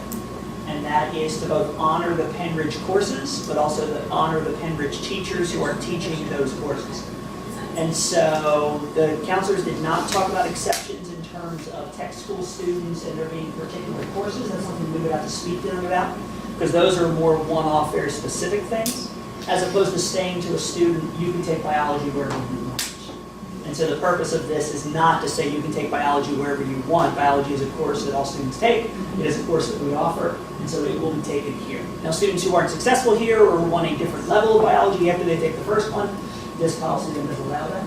A couple things that we're doing in terms of to increase opportunities. One of them is the timing of the courses at the community college. Up until currently, there were limited options in terms of when the community college offered the courses. And so our students could only fit them into certain blocks of their day. And obviously there's semester courses, so it would have to be first half, second half, or you'd have to take semester courses. So students were only going over there in the morning for those courses. The community college is expanding those time offerings so that if a student has the possibility to go to take a course, which is our equivalent of periods 5, 6, and 7, that now will be a possibility, so there will be more flexibility of, well, I can't go over first thing in the day because that's when French 4 is, or whatever their scheduling limitations are at the high school. They might be able to go over there for periods 3 and 4, and so they might have to leave and come back. It may not be as convenient, but they still may be able to do that. And so that will be beginning in the fall, so we'll have to see what that does in terms of increasing the number. The community college has been wonderful in terms of marketing as well as changing some of those limitations. There's a great meeting with the guidance counselors here and the counselor and the head of the community college Percy campus to talk through some of those scheduling issues and to say, why do you do it this way on your end? Well, this is what we need and this is what we need to work that out for kids. But from a course standpoint, in terms of just basically saying, yes, if it works for you, you can take that, or leaving it up to the guidance counselor, our current contract will not allow us to do that. In terms of, now, we did talk about remediation and things like that. Scheduling conflicts and things like that? Well, that's the piece we'll have to talk through with counselors, because as we met, they didn't speak about that in terms of, oh, I had this one student who really, had they been able to take biology, it would have freed up these 3 other courses they wanted to take. And so I see that situation a little differently, and I think those are ones we would want to often go to the union and say, here's a situation that we really help this kid, as opposed to establishing a practice that says you can take any course you want anytime. But I don't think that's their purpose. I don't think the purpose of that is to limit that one kid, but I also am not sure whether the counselors had those situations. And dual enrollment has not been a huge number, and so I'm not sure how many students didn't do it, and now that we have some other flexibilities, there may be more of those situations that become situations than we know of right now. So we'll say something to the guidance counselors about that. About that piece. The only other thing on page 3, and it's the very top of page 3, we again talked about this as well, that we really are going to review the rigor of the course to say, is that an academic course, an honors course, or an AP course? Primarily, those would be academic courses, and since there's different weighting, we'll have to be there. But we'll have to look at how we offer and what that course is equivalent here, as well as the AP option is put in there for students who might go beyond our course selection. We have students who either in math or science primarily will go beyond what we offer and might take something very specialized. And it may not be at Bucks, it might be a Johns Hopkins course on linear algebra.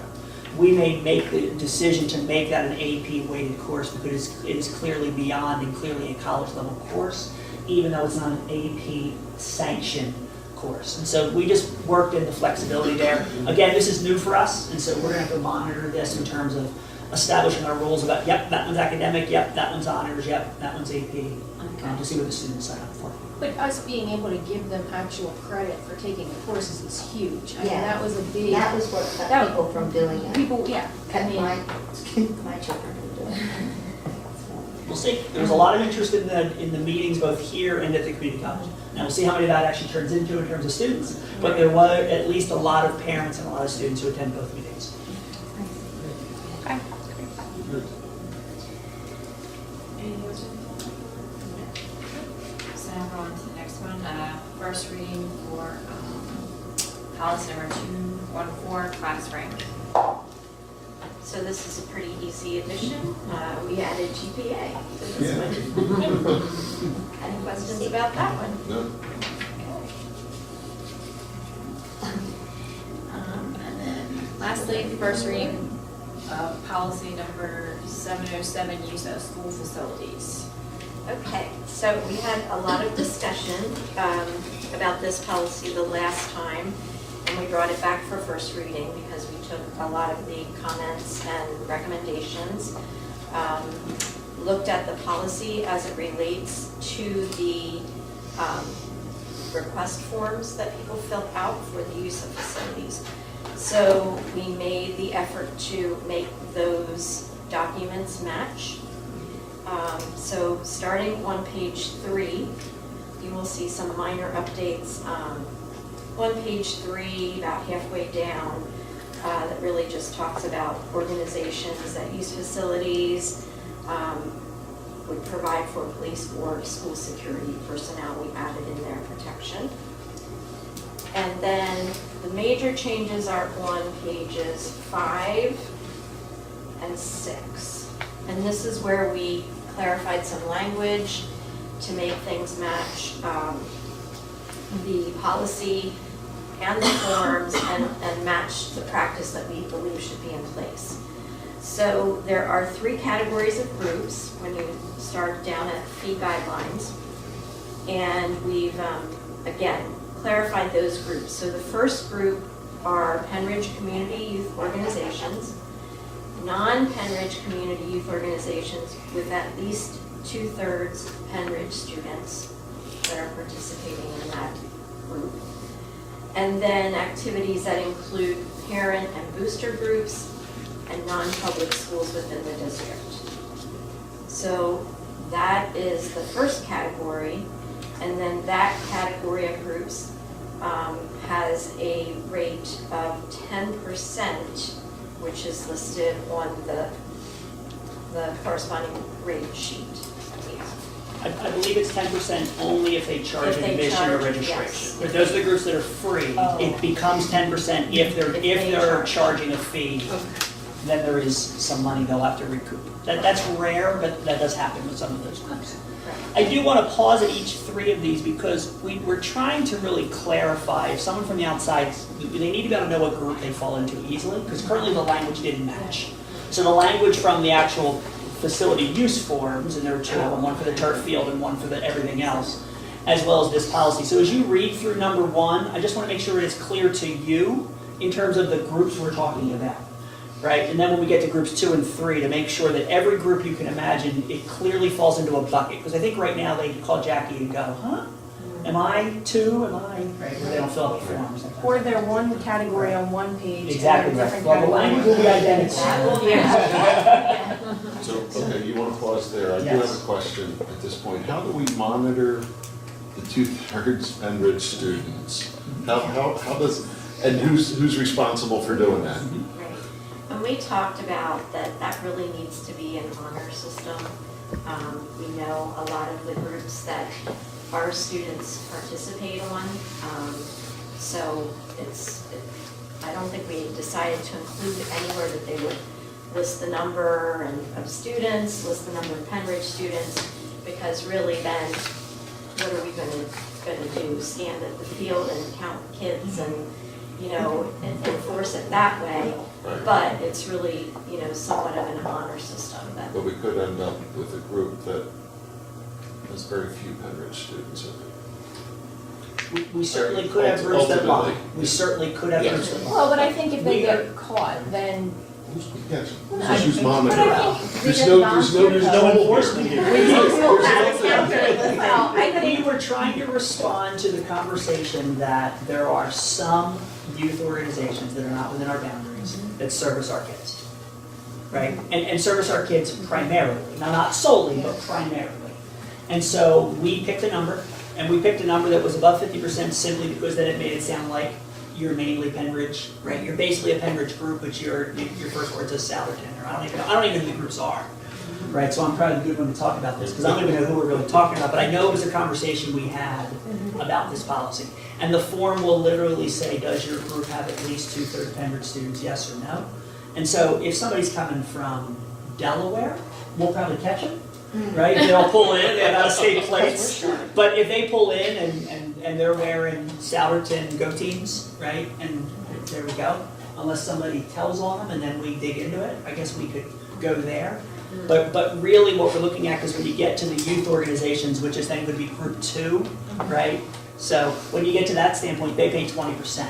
And so we're really talking about 0 to 20%. Now it's not no money, but it is not a significant amount of money if they were coming here to use our field for an hour and they lied about their 2/3. So some of it was we felt like we did want to accommodate these groups, but we don't have the manpower, nor do we think it's appropriate to have the manpower to actually ask them for rosters.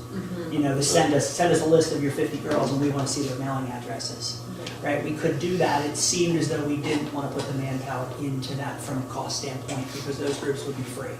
So we would be incurring cost without them paying anything. So it's obviously why we're bringing it to you. And so if you feel like that's inappropriate now as we talk through it, because it is going to be some, right, honor system, at least for that one piece of it. Everything else seems to be cut and dry. So. An example could be field hockey. We don't have a local field hockey team. You have to go, if you have kids in field hockey, they have to go play field hockey elsewhere. And so if those teams have more than 2/3, and maybe we'll encourage, because a lot of those places, a lot of those groups don't really have a lot of field choices either. And so if that makes them start to move here, maybe that gives more Penridge kids more opportunities to play for that sport too, because now if we're housing it, if they're hosting it here, maybe that's encouraging more of our kids to get involved in that sport without traveling, so. Can I ask a question though? So does it go by team or by organization? Because like you can say, I know Deep Run has Penridge kids, so it's not a good example, but does this apply to Deep Run, Valley Sports Association? Or does it go team by team within the organization? Do you understand what I'm asking? I do. I guess I'm trying to figure out whether there would be a scenario that is what you're talking about, which means they have multiple teams and some of them are Penridge and some of them are non-Penridge, but they all have the same name. Yeah. I don't know whether that organization exists or not. I, again, do not know the community well enough to know whether we've got Sourton teams, that a lot of them are all Sourton kids, but in field hockey it's maybe Penridge kids, right? Which is what you're talking about. I mean, You've got a good point, Joe. I think Deep Run's probably a reasonable example. Well, I mean, Deep Run is obviously all, well, not all No, Penridge, it's not all but, you know, Penridge. it's not all, but it is. Probably most of the teams fit Probably this 7, definition 8. anyway. Yes, that makes, yeah, I'm just throwing out a fraction. so. Well, I guess what we could do is we could decide on language, and then we could really monitor the situation over the next 6 to 12 months to say, okay, what did we run into? Right? Did we run into 8 you're not examples gonna where know somebody had to say right. really? Or did we run into no examples or one example and Yeah. go, okay, there was only one example where we really had to pay We'll be watching attention. for you, Delaware. Yeah, right. So sneaky New Jersey schools. I guess the other thing that I wanted to kind of touch base on, and, you know, I haven't paid that much attention to the structure out there, but I hear from the community that people want to be able to come here on a Saturday morning and walk around on the track.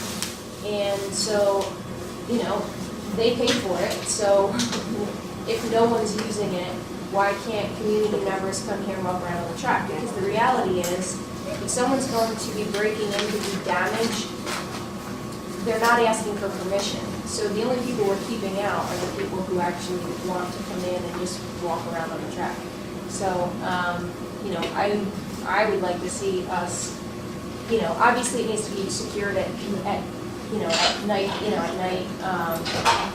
people, usually they have like dusk, everything's secured or whatever, but during the day, I don't see an issue with letting the public come in and walk on the track or run on the track or whatever. We did talk about it before, but We did it where it landed was we did it based off of personnel. And so in the summer, there are hours that are available. They're not weekend hours. They're Monday through Thursday hours because that corresponds with when we have staff and our kids are not using it. It's primarily June and July, some early August. But once middle of August hits, you know, our students are up there 24/7 almost. And so that was kind of the discussion we had. So we were open to other discussion. We don't always have staff here on Saturday, although there are many Saturdays we have staff, especially at the high school, right, which is really the facility we're talking about.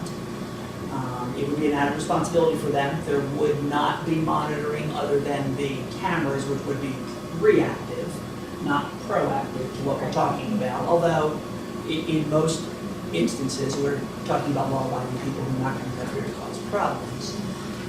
Most high schools in the county do not leave their tracks open. Like the ADs have gathered that information. It's not zero, but it is not many. I believe it was 3 school districts that did, and that's if you count Central Bucks, and Central Bucks leaves their one stadium open, and that's because they don't own it. It's a borough of Doylestown owns Seagull West Football Stadium, they only lease it, and so part of the lease is it will be remained open. And so if you don't count that one, it's 2 other school districts of the 12 that do leave their current facilities open for the public. So, But if- well, and I think it has to do with damage and like. They trip and fall up there and break their knees, and they're up there by themselves, they're up there, yeah, no. But if someone trips and falls on our field playing soccer, We're already leaving it open There's for medical summer. people there. If somebody's on our field playing soccer, there's medical people there. If somebody's up there on a Saturday walking the track alone, and they have a heart attack, now what? I don't want anything to do But with didn't this. we say that we were opening it, Mr. House, for the summer? Yes? No? It's, But yeah, there's that's when there's personnel, people here. Oh, I see. It's when the I staff is see what here. you're there's saying. personnel here. So in this case, there will be no person. I see your concern then, yeah. I'm just, this. but there's not always personnel on the fields when there's. No, not on the people. field, but here at least just to lock in. I mean, you So, have to have. but like, now, you would now you're find giving them. a false sense of, hey, we have you Too protected. late And to so find if someone them. has a heart attack and you don't get there for 2 hours, I mean, it's really no different because we're not suggesting that someone's sitting there watching the track. And someone can easily trip and fall and hurt themselves on a field too. There's a reason the other school districts don't allow it, and I'm curious as to what that is. There's so but many parks around here. Go to Peace Valley and they've done mixed them. They can go down and walk you over. And there you not a have track.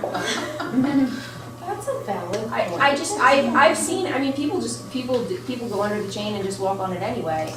Trespassing. But people aren't, I guess my point is, the people who are going to go in and do damage, aren't going to be stopped by our rules because they're not gonna ask permission to go in there and damage our field. They're gonna go in there and damage it anyway. I just gotta come back on track, traffic here. On page 7 of this, there is a little, 1, 2, 3, fourth one down. It says a building service employee must be on duty at all times when a district facility is in use. Oh, that's a policy.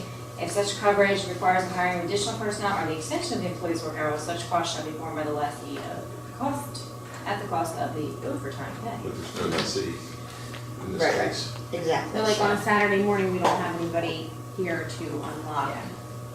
And So, bring I think Some Saturday morning, and probably it's even most Saturday mornings when you talk about the high school. Right? The high school is a pretty busy place on the weekend, especially if sports are in session. Right? There's probably a couple 3-week spans between sports seasons that it may not be as crazy. But Saturday, we would routinely have a person here, if that's the letter of the policy.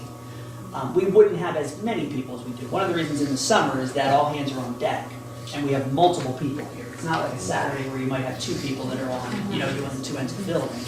We have, I don't know how many custodians we have here in the summer, but it's probably 20 that are here at one time, during the day. We also have our nutrition committee, just met 2 weeks ago. And we had to go through a checklist, I guess that's issued by the state, of the things that you're required to have in your nutrition committee. And one of the things we had to answer no to that we don't have is access to our track and facilities for people in the public to use, so that we're encouraging healthy habits. So that was actually on our checklist, and I was like, I'm gonna share that at the next meeting when we're talking about facilities use. Okay. So, back to changes.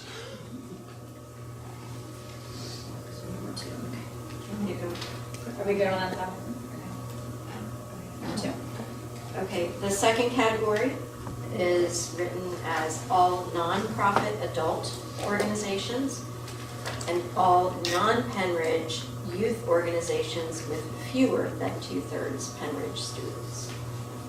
So just make sure I'm reading that clearly. I'm trying to parse it as closely as possible. And then that fee is 20%. So is that clear enough? Okay. And then the third category is all for-profit youth or adult organizations. And then that would be at the regular cost of use. And we do understand that all encompasses both youth and adult, but we felt like since we differentiated every place else, we should differentiate at number 3. So for the grammar helps, right?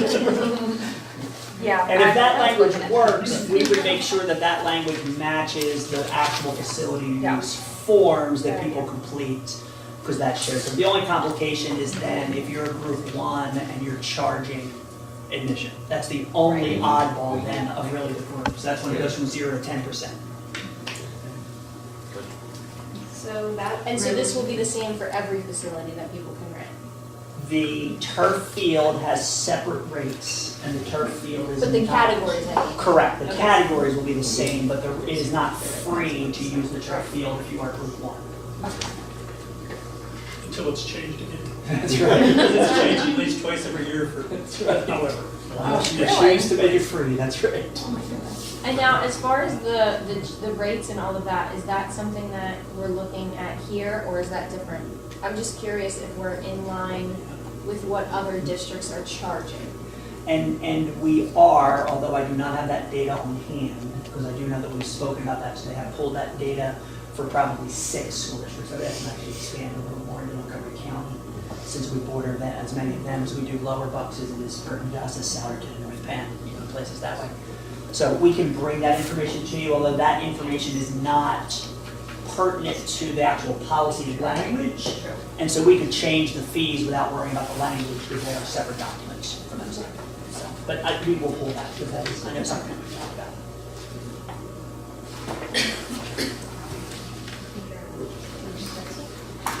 Any other questions, comments about the last one, or rest together again?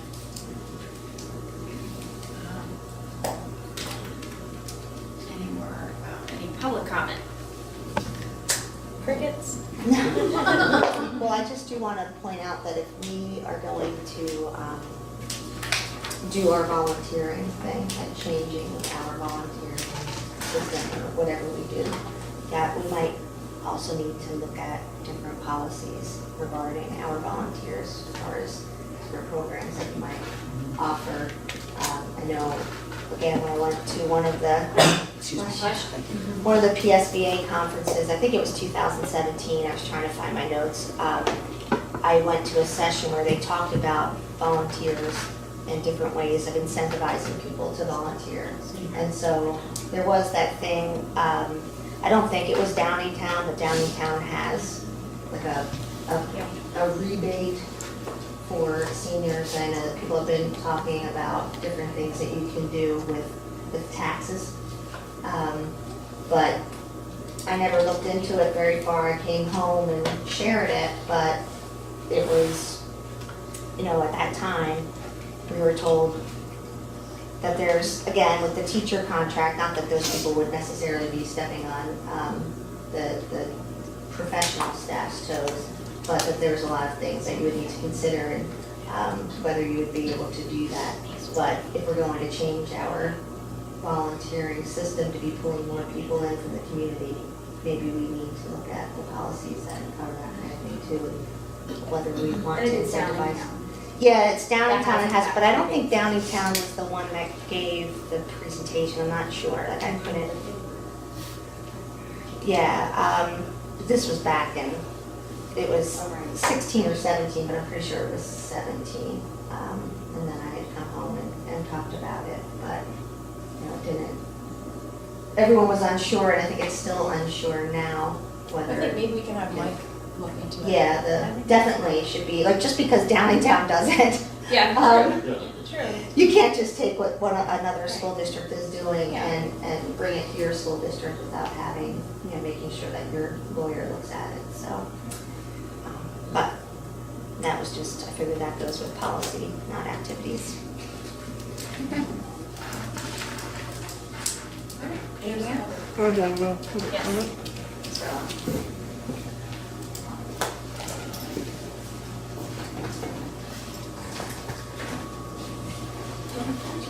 don't have to. Sue Furlong, West Rock Hill Township.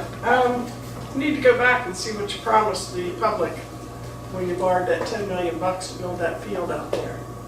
Because I think one of the promises was that it would be an asset to the community, that they would be able to use it. And to renege on that promise, I don't think very highly of that, if it quite remember. The other thing is, in the last meeting where we were looking at the swimming schedule, it appears to me that the Penn Ridge Aquatic Club is monopolizing the pool every night. And again, the community pays for this pool, and the people that staff it, and all the chemicals and the lights and everything, and for a huge amount of the year, they're denied use of it, any practical use of it. And during the summer, you can find pools, okay? You know, we've got several of them around here. But during the winter is when you'd like to have access to the indoor pool that you're paying for as a taxpayer. So I think the Penn Ridge Aquatic Club should either cut their practice short one night, or limit themselves to one end of the pool, or not come at all. Because I honestly believe that the Penn Ridge public deserves at least one night per week. And they're not getting it. And they're paying for everything. And like I say, in the middle of the winter, in the fall, winter and spring, you can't go to your local outside pool. And I believe that the public deserves some consideration in those two areas. Thank you.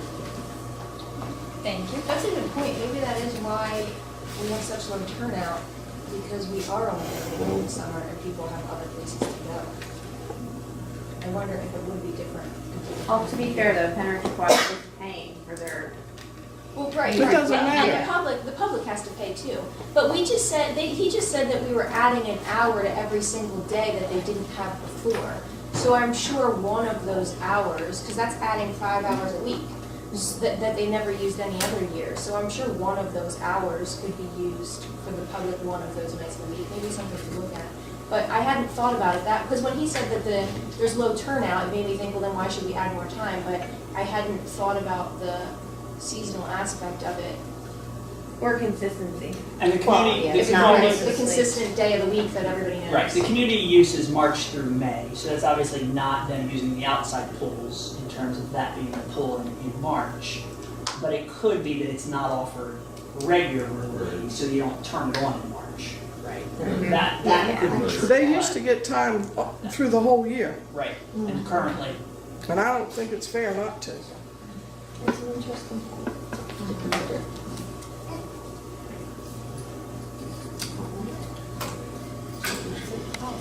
That's it?